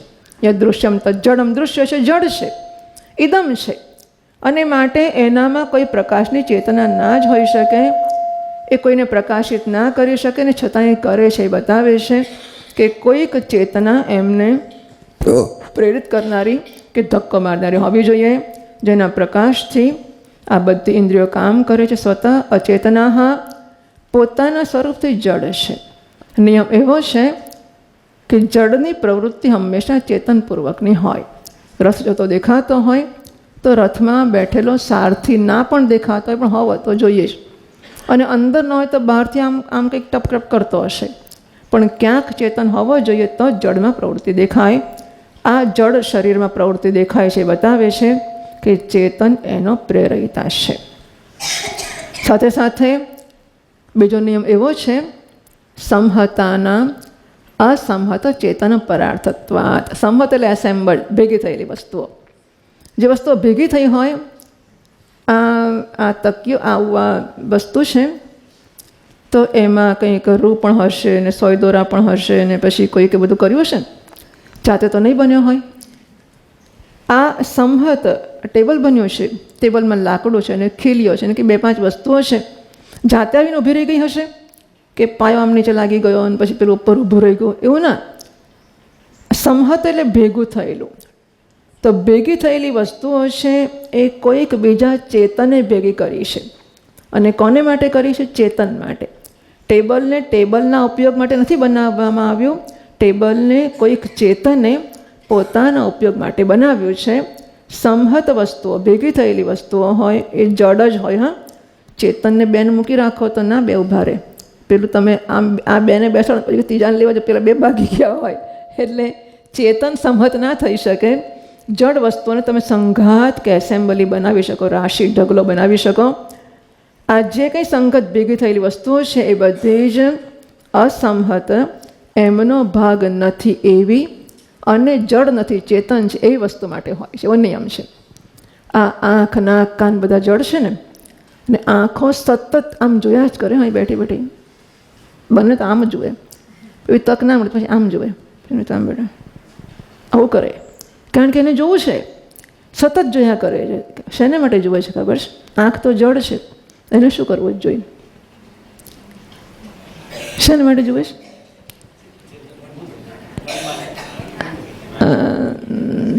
મધ્ય વામન માસીન વિશ્વે દેવા ઉપાસતે. અંદર નારાયણ વામનદેવ બેઠો છે, એની ઉપાસના કરવા માટે આંખો ભેટ લાવીને આપે છે. એટલે સ્વામીજી મહારાજ હોય ત્યારે બધા જ લોકો આમ ભેટ લઈને, ફૂલ ને ફળ ને બધી ટોપલીઓ લઈ લઈને આવે, ખાલી હાથે પાછા નીકળે, પાછા ભરીને લાવે ને પાછું ખાલી પાછું લઈ જાય. એમ ઇન્દ્રિયો નિરંતર વિષયોની ભેટ લાવે છે, આપે છે ને પાછી લેવા જાય છે. એનો અર્થ કે ખાલી થઈ જ ગયો છે ને. એ બતાવે છે કે અંદર કોઈ નારાયણ દેવતા છે, એની પ્રેરણાથી બહાર જાય છે, વિષયને લઈ આવે છે, વિષયની ભેટ નારાયણ દેવને ધરે છે. વર્ણિય શ્રેષ્ઠ દેવ છે, એને ભેટ ધરે છે, પછી પાછી ખાલી થાય છે અને પાછી લેવા જાય છે.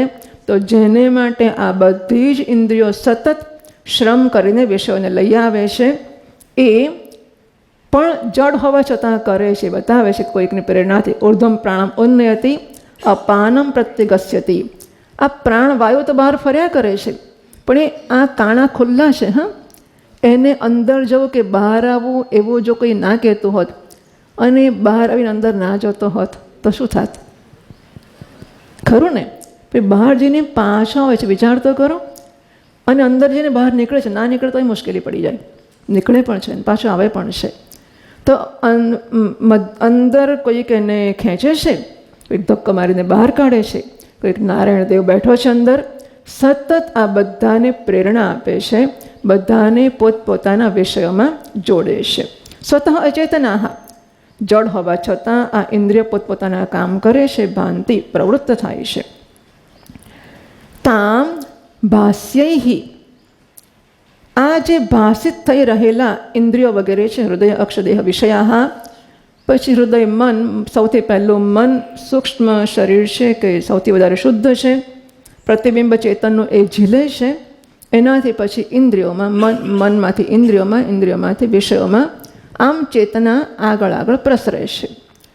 તામ ભાસ્યૈ પિહિત અર્ક મંડલ નિભામ, વાદળ દેખાય છે એ બતાવે છે કે વાદળને જન્મ આપનાર સૂર્ય છે, અને વાદળ વડે ઢંકાયેલો પણ સૂર્ય છે. કારણ કે સૂર્ય વગર વાદળ દેખાત પણ નહીં, સૂર્ય વગર વાદળ જન્મત પણ નહીં, સૂર્ય વગર વાદળ દેખાત પણ નહીં. પણ વાદળ દેખાય છે એ બતાવે છે કે સૂર્ય છે, જેણે એને જન્મ આપ્યો છે અને જે એના અસ્તિત્વની જાહેરાત કરે છે સૂર્ય છે.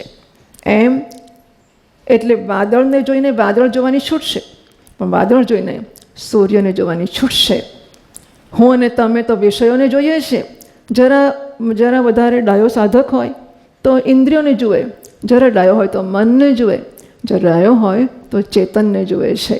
આ ભાસ્યૈ, ઇન્દ્રિયો જેના પ્રકાશમાં પ્રકાશિત થાય છે, પ્રકાશિત થતી ઇન્દ્રિયો દ્વારા એમને જોવાની વખતે જ્યારે જે પિહિત અર્ક મંડળ નિભામ, ઢંકાયેલા સૂર્યમંડળની જેમ જે સ્ફૂર્તિ ઢંકાઈ ગઈ છે અને જેના પ્રકાશથી ઇન્દ્રિયો પ્રવૃત્ત થાય છે, એની જે નોંધ લે, એનું ભાવન, એનું ચિંતન કરે છે. તો ચિંતન કોનું કરે છે? સતત એ સ્ફૂર્તિનું, જેના કારણે આ ઇન્દ્રિયો પોતાના વિષયને પ્રકાશિત કરે છે. ભાસ્યૈ પિહિત અર્ક મંડળ નિભામ સ્ફૂર્તિમ સદા ભાવયન.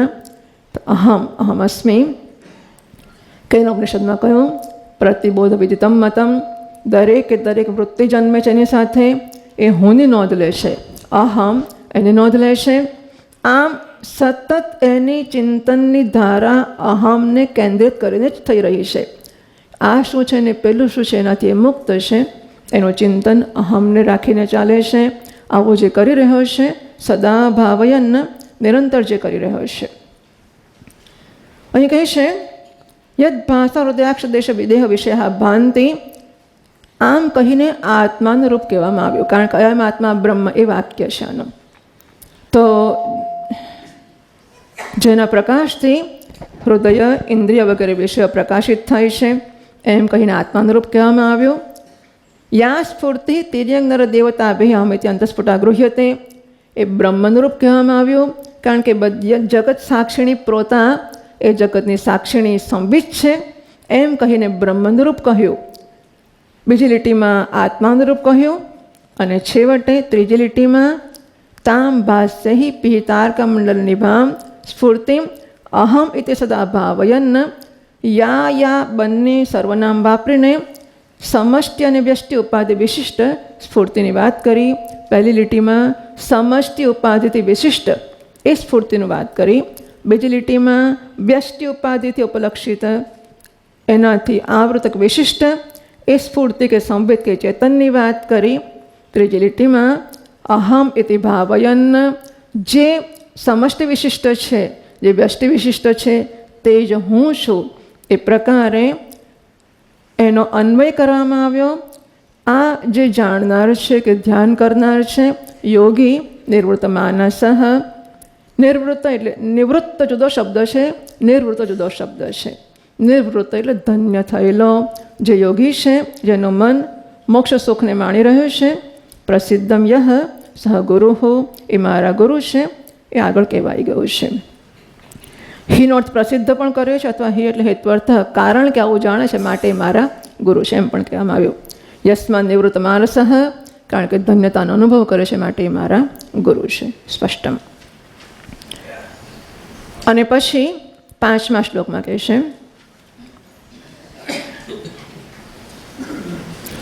યત સૌખ્યામ બુદ્ધિલેશલેશત ઇમે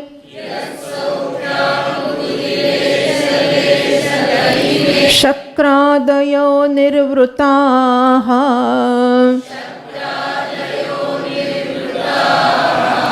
યચ્ચિત્તે નિતરાં પ્રશાંતકલને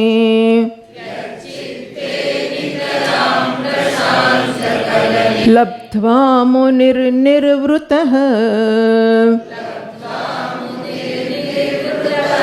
યસ્મિन् નિત્યસુખાં બુધૌ ગલિતધીઃ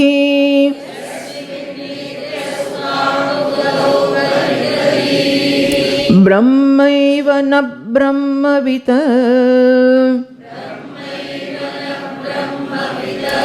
યઃ કશ્ચિત સસુરેન્દ્રવંદિતપદઃ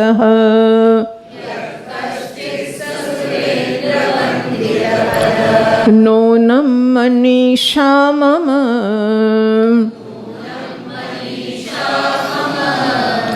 ભાઈ 4 વેદના 4 વાક્ય તો ભણ્યા, પણ તેથી શું? મને કંઈ ઉપદેશમાં રસ નથી. તત્વમસીમાં અહમ બ્રહ્માસ્મિ મને રસ નથી. અયમાત્મા બ્રહ્મ હોય કે પ્રજ્ઞાનમ બ્રહ્મ હોય, મને આનંદ મળશે કે નહીં? બરાબર, આપણો રસ્તો આટલો જ છે ને. આપણને ભગવાનમાં ઈશું ને બ્રહ્મમાં ઈશું. એકે વસ્તુમાં મને ખુરશી મળશે, હું શિબિરમાં આવીશ, સરસ બ્રહ્મજ્ઞાન થશે, સરસ પ્રવચન, મને ખુરશી મળશે. અરે ત્યાં તો ઉપનિષદ ભણાવશે, ખુરશી મળશે. મારી તો એક જ ચિંતા, મને ખુરશી મળશે, મને સગવડ મળશે, મને બાથરૂમની વ્યવસ્થા મળશે. રૂમમાં કેટલા માણસ હશે, પલંગ હશે કે નહીં, જમીન પર સૂવું પડશે, શું કરવું પડશે? આમ મારી ચિંતા એ છે કે મને સુખ મળશે કે નહીં. બરાબર છે? એટલે આપણે પહેલાં તો આ વસ્તુને બહુ સારી રીતે સમજી લેવી પડે કે પુરુષાર્થ મારો સુખ કે આનંદ છે. બાકી ગુરુજીએ પુરુષાર્થ નથી, ગુરુજીની સેવાએ પુરુષાર્થ નથી, કર્મયોગ પુરુષાર્થ નથી, દુનિયાનું કલ્યાણ પુરુષાર્થ નથી, બ્રહ્મ પુરુષાર્થ નથી, નારાયણ પુરુષાર્થ નથી, કે પછી આ દેવતાઓ દેવીઓને બધા જાત જાતના વાહનવાળા, જાત જાતના આયુધવાળા, જાત જાતના નામરૂપને હાથને પગ 1000 માથાને 1000 વિચાર તો કરો, 1000 હાથવાળા આવે તો કરીશું શું? પેલા એક ચતુર્ભી આવતા હતા અહીં પહેલાં 1-2 વર્ષ પહેલાં, નહીં? તમે એકવાર એમણે પ્રશ્ન પૂછ્યો તો યાદ છે કે ભગવાન મને ભેટે ને પછી છોડે જ નહીં કરું છું? નહીં, એવો પ્રશ્ન એમણે ચતુર કાકાએ પૂછ્યો હતો. એટલે ભગવાન પણ શું કરીએ આવીને ઉભો રહે તો કે ભાઈ મારે મોડું થાય છે, તારે જવું હોય તો જા, નહીં તો તને શું કરવું છે? એટલે આવા કંઈ વહેમ રાખવાની કે આપણને ભગવાનમાં કોઈ નામ રસ નથી. ભાઈ ઉત્તમ પુરુષને સુખ મળશે કે નહીં?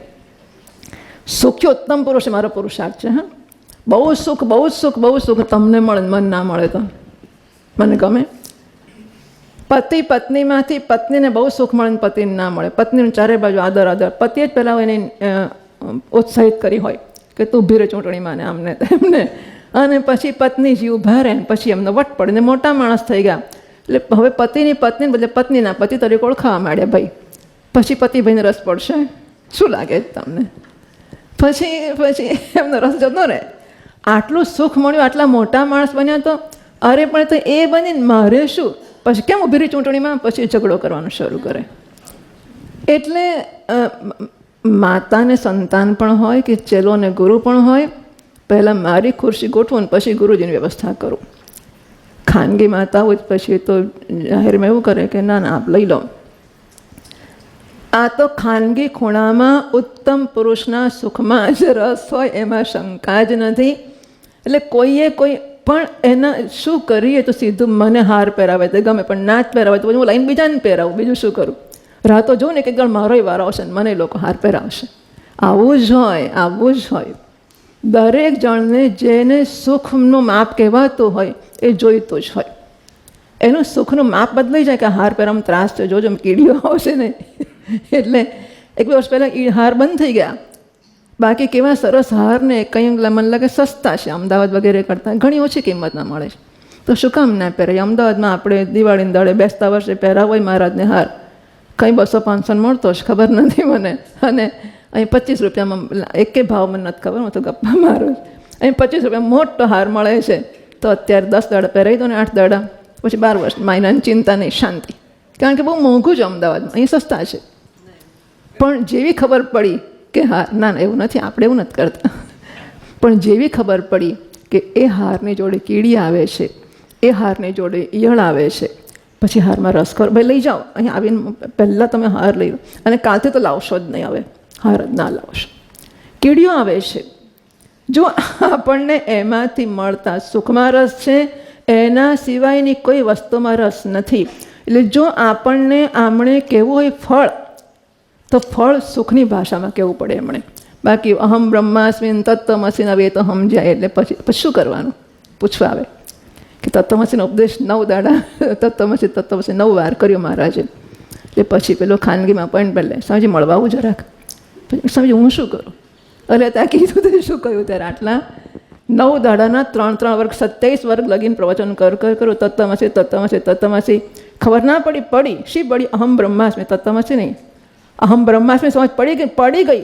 પણ શું કરું? કારણ કે બ્રહ્મ છો ખબર પડી, પણ આનંદ છો એ ખબર નથી પડી. હા, બ્રહ્મ છોનું ભાષાંતર, તત્વમસીનું ભાષાંતર અહમ બ્રહ્માસ્મિ થવું જોઈએ. અહમ બ્રહ્માસ્મિનું ભાષાંતર અહમ આનંદોસ્મિ, હું આનંદ ઘન છું, એમાં ભાષાંતર થવું જોઈએ. હવે આનંદ તો ક્યાં દૂરનો દૂર, ઝાડ પર, હું અહીં જોઉં તો ઝાડ પર ચડીને બેસી ગયો, ઝાડ પર જોઉં તો આકાશમાં જઈને બેસી ગયો આનંદ. પછી મારે બ્રહ્માસ્મિનું શું કરવાનું? એટલે આનંદ પુરુષાર્થ છે, એમાં એને વર્ણન કરવું જ પડે. અહીં કહે છે મહાવાક્ય ચતુષ્ટયસ્ય, આ 4 મહાવાક્ય એ જીવ અને બ્રહ્મના એકત્વને વરેલા છે કહેવામાં આવ્યું 4 શ્લોકોની અંદર. તન્નિષ્ઠ છે ગુરુત્વમ, અને એ 4 મહાવાક્યોથી જન્મતા જ્ઞાનમાં જે નિષ્ઠ છે, ગુરુ છે, એ પણ કહેવામાં આવે. પણ સો વોટ, એટલે મને શું મળશે? ભાઈ 100 વાતની એક વાત, મને શું મળશે? સીધી વસ્તુ છે ને. ગુરુજી આવા જ્ઞાની હોય એટલે તમને શું લાગે છે? બહુ મહાન. એ શ્રોત્રિય બ્રહ્મનિષ્ઠ શેને માટે કહ્યું ખબર છે? નર્યા બ્રહ્મનિષ્ઠ હોય તો બ્રહ્મનિષ્ઠ છે, આપણને આપી નહીં શકે, પણ શ્રોત્રિય હોવા જોઈએ તો આપણને આપી શકે જ્ઞાન. એટલે ગુરુજી બ્રહ્મનિષ્ઠ છે માટે પૂજા કે સેવા નથી કરતા. હા, આપણને એ જ્ઞાન આપીને એમના જેવા બનાવી શકશે એ આશાએ કરીએ છીએ, અમસ્તા નથી કરતા. ઈશ્વરની કૃપાથી આપણામાં સહજ આકર્ષણ હોય, સહજ આદર હોય, અને કંઈ કારણ વગર ગુરુજીની પૂજા કરીએ, બહુ ઉત્તમ વસ્તુ છે, સવાલ જ નથી આવતો. તો ગયા જન્મે શીખ્યા હશે, મુંડકમાં કહેશે તસ્માદ આત્મજ્ઞમ હેડચેત ભૂતિ કામઃ, જેને વિભૂતિની કામના છે આત્મજ્ઞાનીની પૂજા કરે. અને પછી શુક્રમતી વર્તનતે ધીરાહ, જે લોકો જન્મ મરણ અતિક્રમણ કરવા ઈચ્છે છે એ લોકો મહાપુરુષની અર્ચના પૂજા કરે છે. એટલે આપણો પુરુષાર્થ આનંદ છે. એટલા માટે આ જે શ્લોક છે એ આનંદની ભાષામાં વર્ણન કરે છે. યત સૌખ્યામ બુદ્ધિ લેશ લેશતઃ, સૌખ્ય એટલે સુખ, વિદ્વત્સુ યત, જે કે ને પેલો જે વનમાં ગયો હતો એ પાછો આવ્યો, તો આપણને ખબર પડે કશી? જે વનમાં ગયો તે પાછો આવ્યો, પછી રાજા થઈ ગયો. તો જે એટલે કોણ? જે વનમાં ગયો હતો એ પાછો આવ્યો, પછી રાજા થયો. જે એટલે કોણ? હું આપણને પૂછું છું, ભારતીયોને, હિન્દુઓને. જે વનમાં જઈને પાછો આવીને રાજા થયો, કોણ હતો હિન્દુ સંસ્કૃતિમાં? રામ હતો. હું ઈચ્છું કે એકના મોઢામાં પહેલો જ રામનો અવાજ નીકળવો જોઈએ. જે વનમાં ગયો તો જ હું કહી શકું ને. જે હું ક્યારે વાપરું? જ્યારે કોઈ પ્રસિદ્ધ વ્યક્તિની વાત થતી હોય ત્યારે, કે 14 વર્ષ વનમાં રહ્યો અને પાછો અને પછી રાજા થયો. જે એટલે કોણ? રામ. બરાબર છે? તો જે સર્વનામ પ્રસિદ્ધ માટે વાપરીએ. એટલે અહીં કહે છે જે, બધું જે જેથી શરૂ થયું. હા, યા તેરી અંગ નર દેવતા બેહી યત સૌખ્યામ બુદ્ધિ. યત એટલે કયું? વિદ્વત્સુ પ્રસિદ્ધમ, વિદ્વાન પુરુષોમાં જે પ્રસિદ્ધ છે એવું જે સૌખ્ય, સુખનો અંબુદ એટલે સમુદ્ર હિવ અપર્યંતત્વાત, સમુદ્રનો કિનારો છે. નારાયણ મહાપુરુષોના જ્ઞાનનો કોઈ કિનારો નથી. એવો મહાન, અપાર, અનંત, જાણે કે સમુદ્ર હોય એવો સુખનો એ સાગર છે. શા આધારે કહો છો? તો તૈત્તિરીય ઉપનિષદ અને બૃહદારણ્યક ઉપનિષદ બંને આનંદની મીમાંસા પ્રસ્તુત કરી.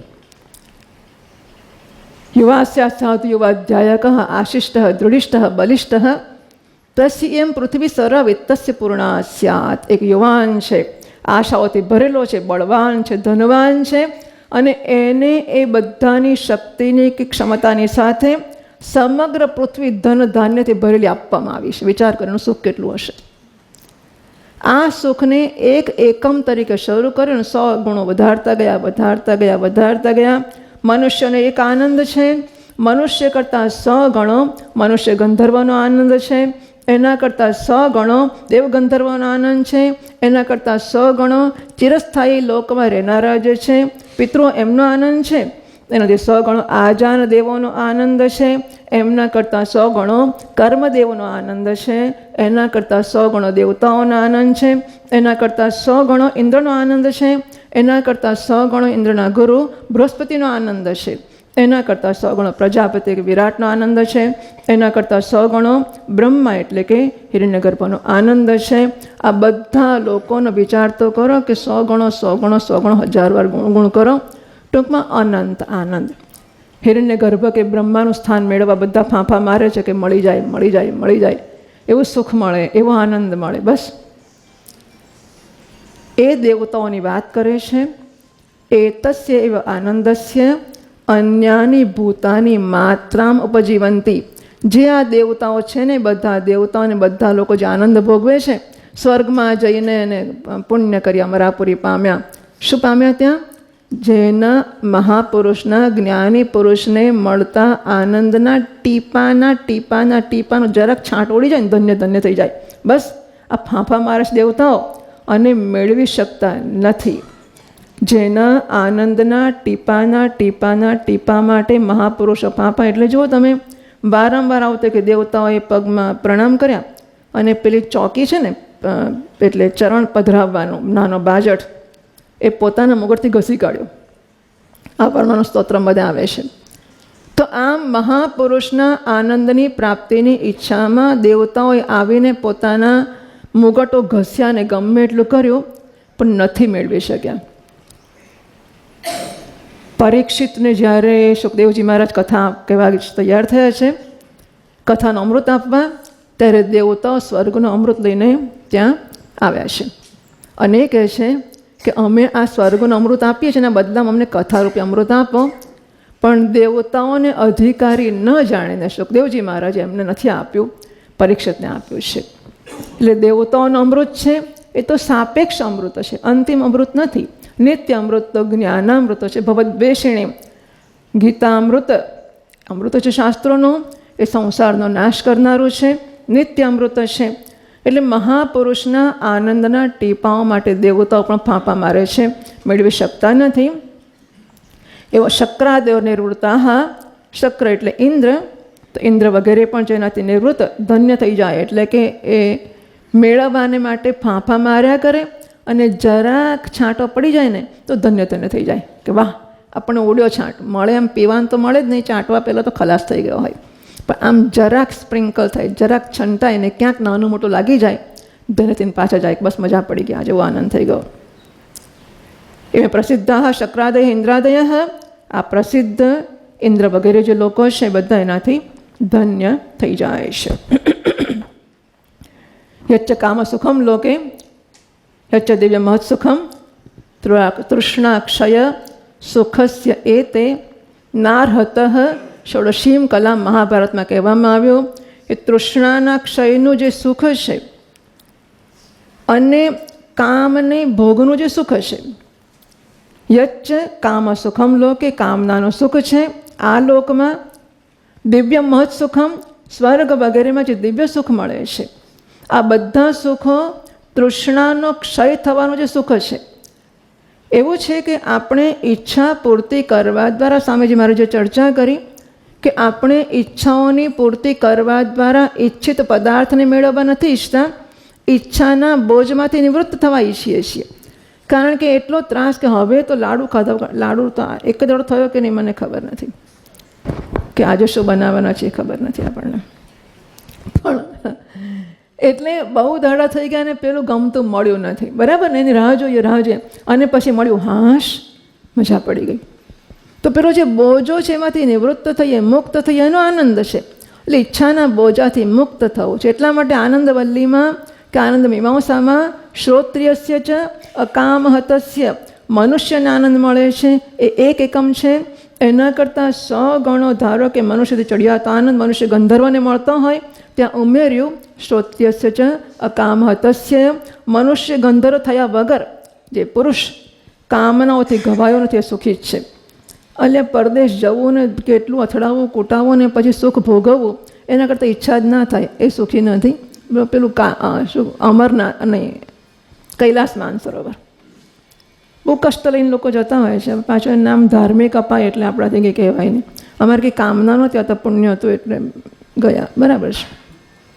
પણ ધારો કે ઈચ્છા જ ના થાય. હવે તમોગુણી માણસની વાત નથી કરતા, સાત્વિક માણસની વાત કરીએ છીએ. તમોગુણી માણસને કશી જ ઈચ્છા ના થાય, પણ સાત્વિક માણસ છે અને એને આ ઈચ્છા ના થાય તો ધન્ય નહીં. શ્રોત્રિયસ્ય ચ અકામહતસ્ય, આવો જે પુરુષ છે તૃષ્ણાક્ષય સુખસ્ય એ તે ન અર્હત ષોડશીમ કલામ, તૃષ્ણાના ક્ષયનું જે સુખ છે એની 16મી કલાએ પણ પેલું દિવ્ય સ્વર્ગનું સુખ કે મનુષ્યનું સુખ નથી આવતું હતું. ભાગવતના મહાત્મ્યમાં એક શ્લોકમાં કહેવામાં આવ્યું છે ન ચ ઇન્દ્રસ્ય સુખમ કિંચિત ન સુખમ ચક્રવર્તી ન, ઇન્દ્રનું સુખ કશું જ નથી, ચક્રવર્તી રાજાને મળતું સુખ પણ કશું જ નથી. સુખમસ્તિ વિરક્તસ્ય, સુખ કોને મળે છે? સુખમસ્તિ વિરક્તસ્ય મુનેહે એકાંત જીવિનઃ, એકાંતમાં જીવનારો મુનિ છે વિરક્ત, એને સુખ મળે છે જો કેવું હોય તો. બાકી આ ઇન્દ્રને સુખ મળતું તમે માનતા હોય કે ચક્રવર્તી રાજાને મળતું, એ વળી સુખશી વસ્તુ છે. કસ્ય સુખમ ન કરોતિ વિરાગઃ, શંકરાચાર્ય ભગવાને પણ કહ્યું. તો આ વિષયોના સુખ નામની વસ્તુ તો સુખનું પ્રતિબિંબ કે આભાસ છે.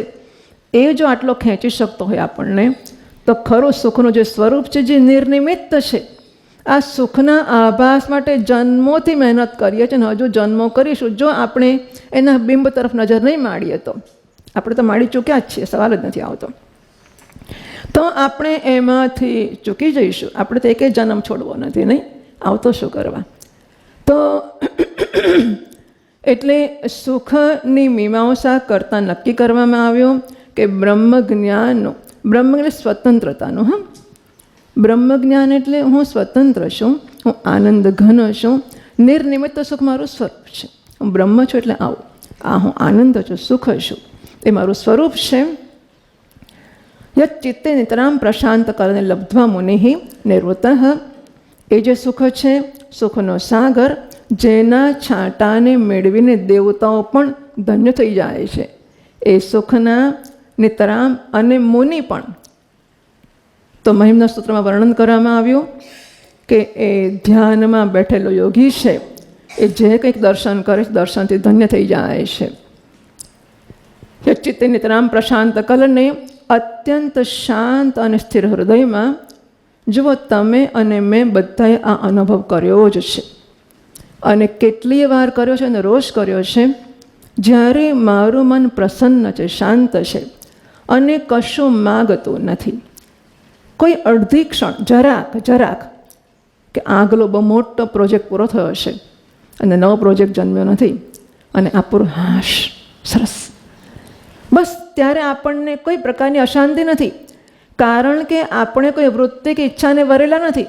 જેવી ઈચ્છા જન્મી કે હજુ તો 10મું જ પાસ થયું ને, હવે 11માનું એડમિશન લેવું પડશે, બસ તરત જ પાછું શરૂ થઈ ગયું. એટલે આપણને આ નિર્નિમિત્ત સુખનો અનુભવ છે, જે મારું સ્વરૂપ છે.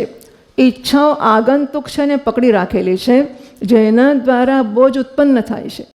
જેવું છોડું સુખ છે, પાછું પકડું દુઃખ, હું દુઃખને પકડું છું, હું સુખના સાધનને પકડું છું ને, ત્યારે ખરેખર હું દુઃખના સાધનને પકડું છું.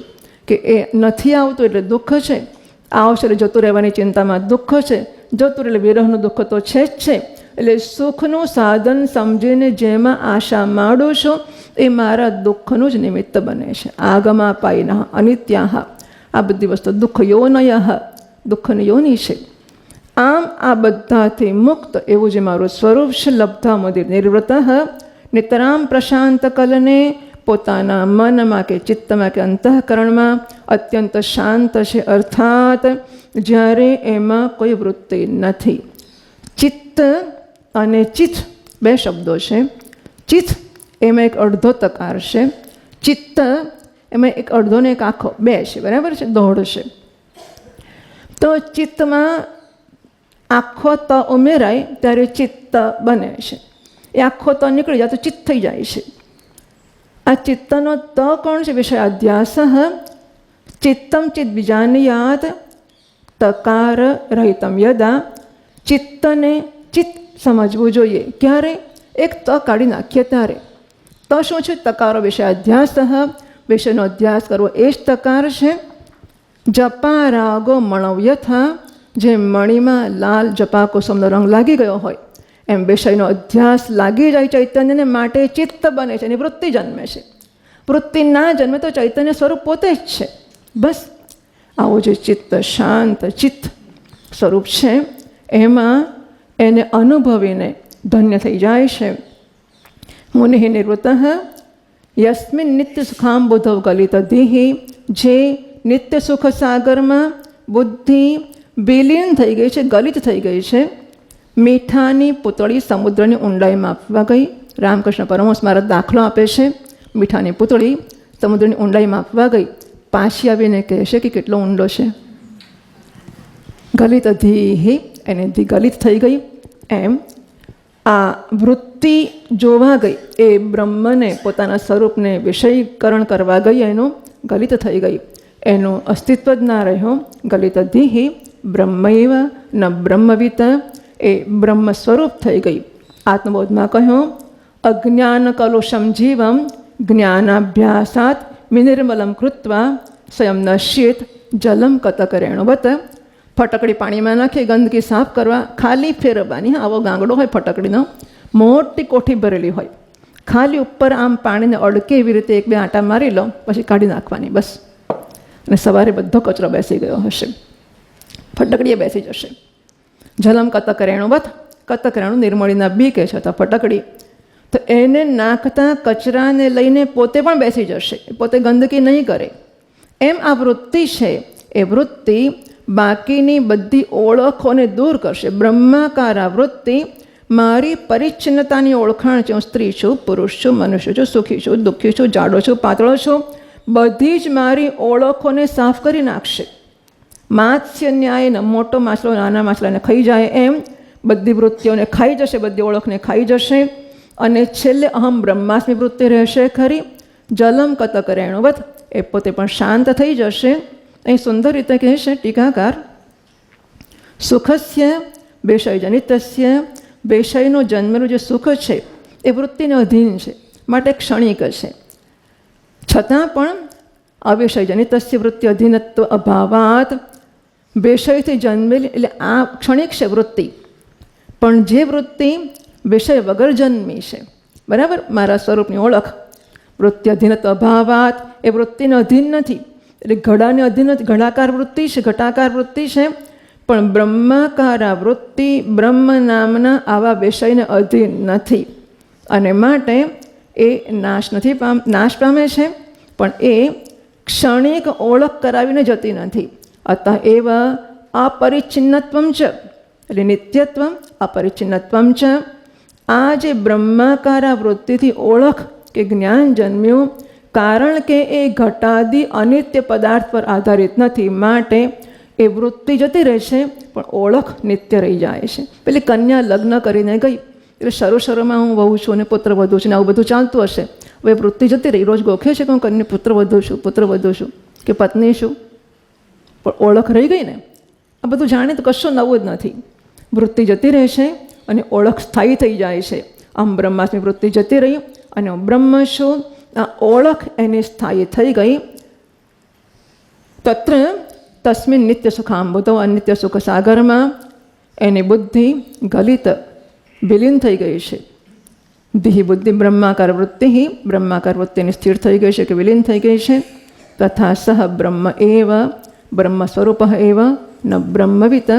બ્રહ્મનો બ્રહ્મ જ્ઞાની એ તો બ્રહ્મ જ્ઞાન કરતાં ભિન્ન છે ને. વહ તો મનુષ્ય હોતા હૈ.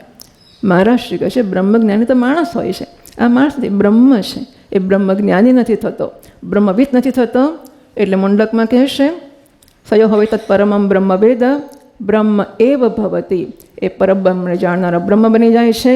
બ્રહ્મનો જ્ઞાની રહેતો નથી, એના સ્વરૂપમાં નિષ્ઠ થઈ ગયો. પછી લોકો એને બ્રહ્મજ્ઞાની, આમ તો અજ્ઞાની નહોતો જ બન્યો. અજ્ઞાન પણ આરોપ હતો, જ્ઞાન પણ આરોપ છે. હું જ્ઞાની છું એ આરોપે અજ્ઞાની છું એ આરોપને દૂર કર્યો અને પછી બંને સાવરણથી કીડીઓ કાઢી, સાવરણી થોડી ઘરમાં રાખીએ, કીડીઓને સાવરણી બંનેને કાઢી મૂકીએ છીએ, એમ જ્ઞાન વૃત્તિ અજ્ઞાન વૃત્તિને દૂર કરી અને જ્ઞાન વૃત્તિ પણ શાંત થઈ ગઈ. યા કશ્ચિત, અઘરો છે આવો મળવો, પણ જો આવો કોઈક હોય, કશ્ચિત સુરેન્દ્ર વંદિત પદઃ, દેવતાઓનો રાજા ઇન્દ્ર, શતમખ સેંકડો યજ્ઞો કરીને જે ઇન્દ્ર થયો છે એ પણ જેના ચરણોમાં પ્રણામ કરે છે, ખરેખર મારી મનીષા છે કે એ મારા ગુરુ છે. પંચદશીમાં આની વાત કરવામાં આવી. ત્યાં પંચદશીકારે એને સુષુપ્તિનું જે સુખ છે, પંચદશીકારે એમની રીતે વર્ણવ્યું હતું. સુષુપ્તિ સિવાયનું જાગ્રતનું સુખ, એ સુખની પણ વાત કરી. યમાત્મા પરાનંદ, પરાનંદ સ્વરૂપ છે. જો પરમ આનંદ સ્વરૂપ ન હોત તો પરમ પ્રેમ એને માટે ન હોત, પણ પરમ પ્રેમ છે એટલા માટે પરમ આનંદ છે. પંચદશીના ટીકાકાર એને પણ અનુમાન જ કહે છે. આમ આપણે આનું અધ્યયન પૂરું કરીએ છીએ. છેલ્લે એક નાનકડી કથા વિષ્ણુ પુરાણની કહું. બ્રહ્માજીના માનસપુત્ર રઘુ નામના છે. રઘુ જ્ઞાની હતા. એકવાર એ વિચરણ કરતા હશે ક્યાંક અને પૌલસ્ય મુનિના આશ્રમ પર જઈ પહોંચ્યા. એમના પુત્રનું નામ નિદાઘ છે.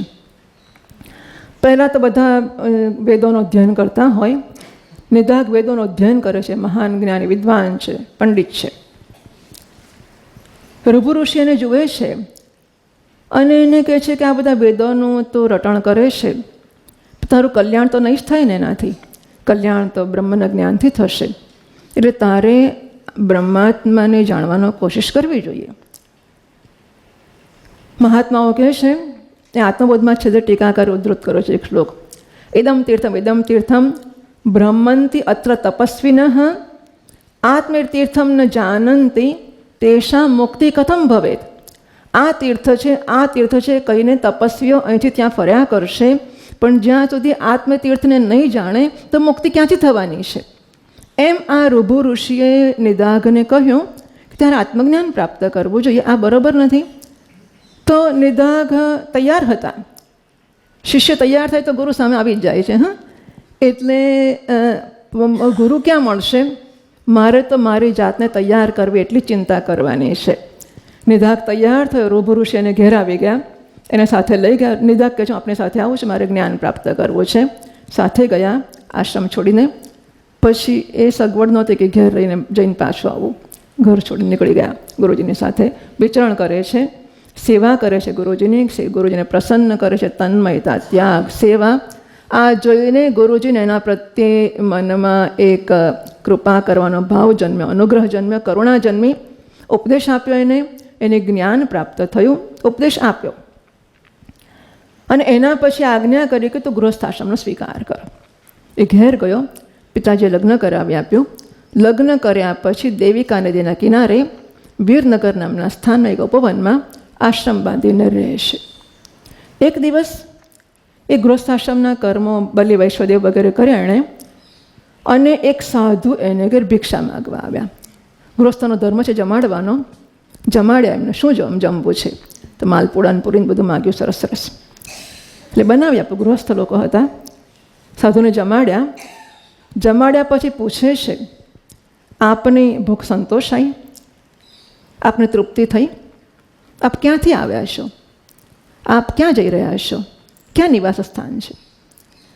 પ્રભુ જવાબ આપે છે જેને પ્રાણ હોય એને ભૂખ હોય, હું પ્રાણ નથી. જેને મન હોય એને તૃપ્તિ હોય, હું મન નથી. જે પરિચ્છિન્ન હોય, એકથી બીજી જગ્યાએ જતો હોય, હું સર્વગત છું.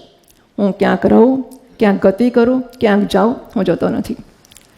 નિદાઘને ટ્યુબલાઇટ થઈ.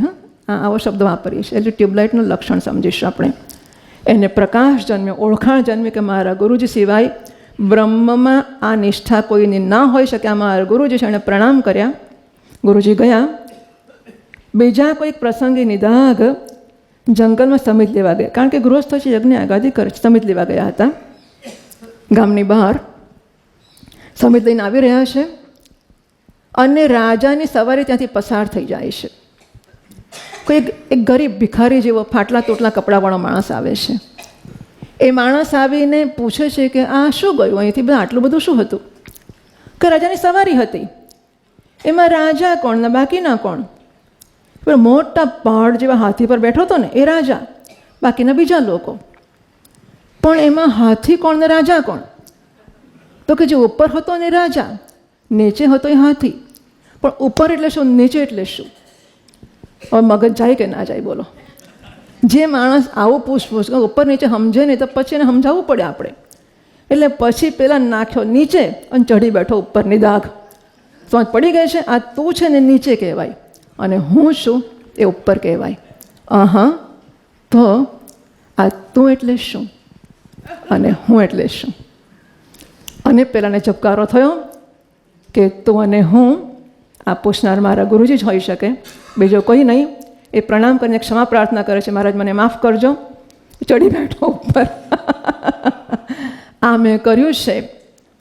તો ગુરુજીઓ શિષ્યના જ્ઞાનની દૃઢતાને જોવાને માટે આ બધું જ કરી શકતા હોય છે. શિષ્યને ચડાવે માથા પર, આપણને થાય કે બહુ ચડાયો છે, નથી. આવું બધા હવે જાહેરમાં આપણે કહીએ કે નહીં, ખાનગી બધા અંદર અંદર પેલાને બહુ ચડાવે છે, પેલીને બહુ જાત જાતની વસ્તુઓ એ કરે. એમ કરતાં એનું ભલું થતું હોય તો માથે ચડાવવા તૈયાર હોય તો શિષ્ય જ્યારે જિજ્ઞાસુ કે સાધક હોય શું ના કરે ગુરુજી? ગુરુજી એને માટે ગમે તે, કારણ કે ગુરુજીને બીજું કંઈ કામ નથી. એમનું વ્યક્તિત્વ એમને રેડવું છે. બ્રહ્મ વિદ્યા લઈને અમારે તો બ્રહ્મ રાક્ષસ થાય એવી ચિંતા નથી. મહારાજ કહે છે આપણને આ જન્મ બહુ છે, આવતો જન્મ ને ગયા જન્મની ચિંતાથી બ્રહ્મજ્ઞાનની જરૂર નથી. મારો વર્તમાન જન્મ છે જો સ્વીકારું છું અને એ જન્મમાં મારે મારા જન્મને સાર્થક કરવો છે. એને માટે ગુરુઓ ઉપલબ્ધ છે અને આવા મહાન ગુરુ મળી શકતા હોય, ગુરુ શિષ્યને માટે આ બધું જ કરી શકતા હોય. અને તો આપણે ભગવાન એવી પ્રાર્થના કરીને સમાપ્ત કરીએ કે આપણે એવા ગુરુ પ્રાપ્ત કર્યા છે. એમને જે ભગવાને ગીતામાં કહ્યું કે મારા જન્મ કર્મ દિવ્ય છે, એને જે જાણે છે ને એ ધન્ય થઈ જાય છે. એટલે ગુરુજીને આ પ્રકારે જાણીશું એ જ આપણને આપણી ઓળખ છે. ઈશ્વર ગુરુ આત્મા એક જ છે. માટે ઈશ્વરનું સ્વરૂપ જ ગુરુજીનું સ્વરૂપ છે અને ગુરુજીનું સ્વરૂપ છે જ મારું સ્વરૂપ છે. જેમ જેમ ઈશ્વરનું સ્વરૂપ ઓળખાશે તેમ તેમ ગુરુનું ઓળખાશે, જેમ જેમ ગુરુનું ઓળખાશે તેમ તેમ મારું ઓળખાશે. અને તો આ ઉપર ને નીચે ચડ્યા ઉતર્યા એની પંચાયતના પડ્યા વગર ગુરુજીને પ્રણામ કરતા જઈએ, ઓળખતા જઈએ અને આપણી સાધના આપણે સફળતાપૂર્વક ચલાવતા જઈએ. ઓમ. નાથ ગગનની પેઠે રે સદા મને છાઈ રહે, નાથ વાયુની પેઠે રે સદા મુજ ઉર્મા વહે. નાનાલાલ લખે છે મારા નયણાની આળસ રે ન નિરખ્યા હરીને કદી. આપણી આંખોને આળસમાંથી મુક્ત કરી. આપણે ખાટલામાં ખોડ તો મોટી આપણા જ પક્ષે છે. એટલે આપણે જરા તૈયાર થઈએ, જરા તન્મય થઈએ, તત્પર થઈએ. અને નારાયણ સતત આપણી સાથે છે. હું નારાયણના ખોળામાં છું. સબાહ્યાભ્યંતર આ શબ્દોને લાગુ પાડીએ. નારાયણ બહાર છે, નારાયણ અંદર છે, નારાયણ મારો હું છે. તો નારાયણ તો સતત મારી જોડે, સતત મારો હું છે. હું ક્યારેય એકલો નથી, ક્યારેય મૂંઝાવાનો પ્રશ્ન નથી. નારાયણ સતત અને સતત મારી સંભાળ રાખી રહ્યો છે. અને એ શું ભણ્યા છે સર વેદાંત સિદ્ધાંત સાર સંગ્રહ, એમાં એક શ્લોક હતો કે એ જ ગુરુનું રૂપ લઈને નારાયણ આવે છે. સાક્ષાત ગુરુ રૂપે મૈત્ય, સાક્ષાત ગુરુનું સ્વરૂપ લઈને નારાયણ પોતે જ આવે છે. તો એ ગુરુને આપણે પ્રણામ કરતાં એમના સ્વરૂપને ઓળખતા જઈએ અને આપણા સ્વરૂપની ઓળખને પ્રાપ્ત કરીને ગુરુજીને પોતે સફળ થયા છે એવો આનંદ લેવાની તક આપીએ. નહીં, એમને આનંદ આપણા પર આધારિત છે તો આપણે એમને એ પ્રસન્નતાનો અનુભવ કરવાની તક આપીએ. નારાયણ આપણા પર કૃપા કરે. ઓમ. ઓમ પૂર્ણમદઃ પૂર્ણમિદં પૂર્ણાત પૂર્ણમુદચ્યતે પૂર્ણસ્ય પૂર્ણમાદાય પૂર્ણમેવાવશિષ્યતે. ઓમ શાંતિ શાંતિ શાંતિ. શંકરં શંકરાચાર્યં કેશવં બાદરાયણં सूत्रभाष्यकृतौ वन्दे भगवन्तौ पुनः पुनः ईश्वरो गुरुरात्मेति मूर्तिभेदविभागिने व्योमवद्व्याप्तदेहाय दक्षिणामूर्तये नमः। ॐ शान्ति शान्ति शान्तिः। हरिः ॐ श्रीगुरुभ्यो नमः। हरिः ॐ।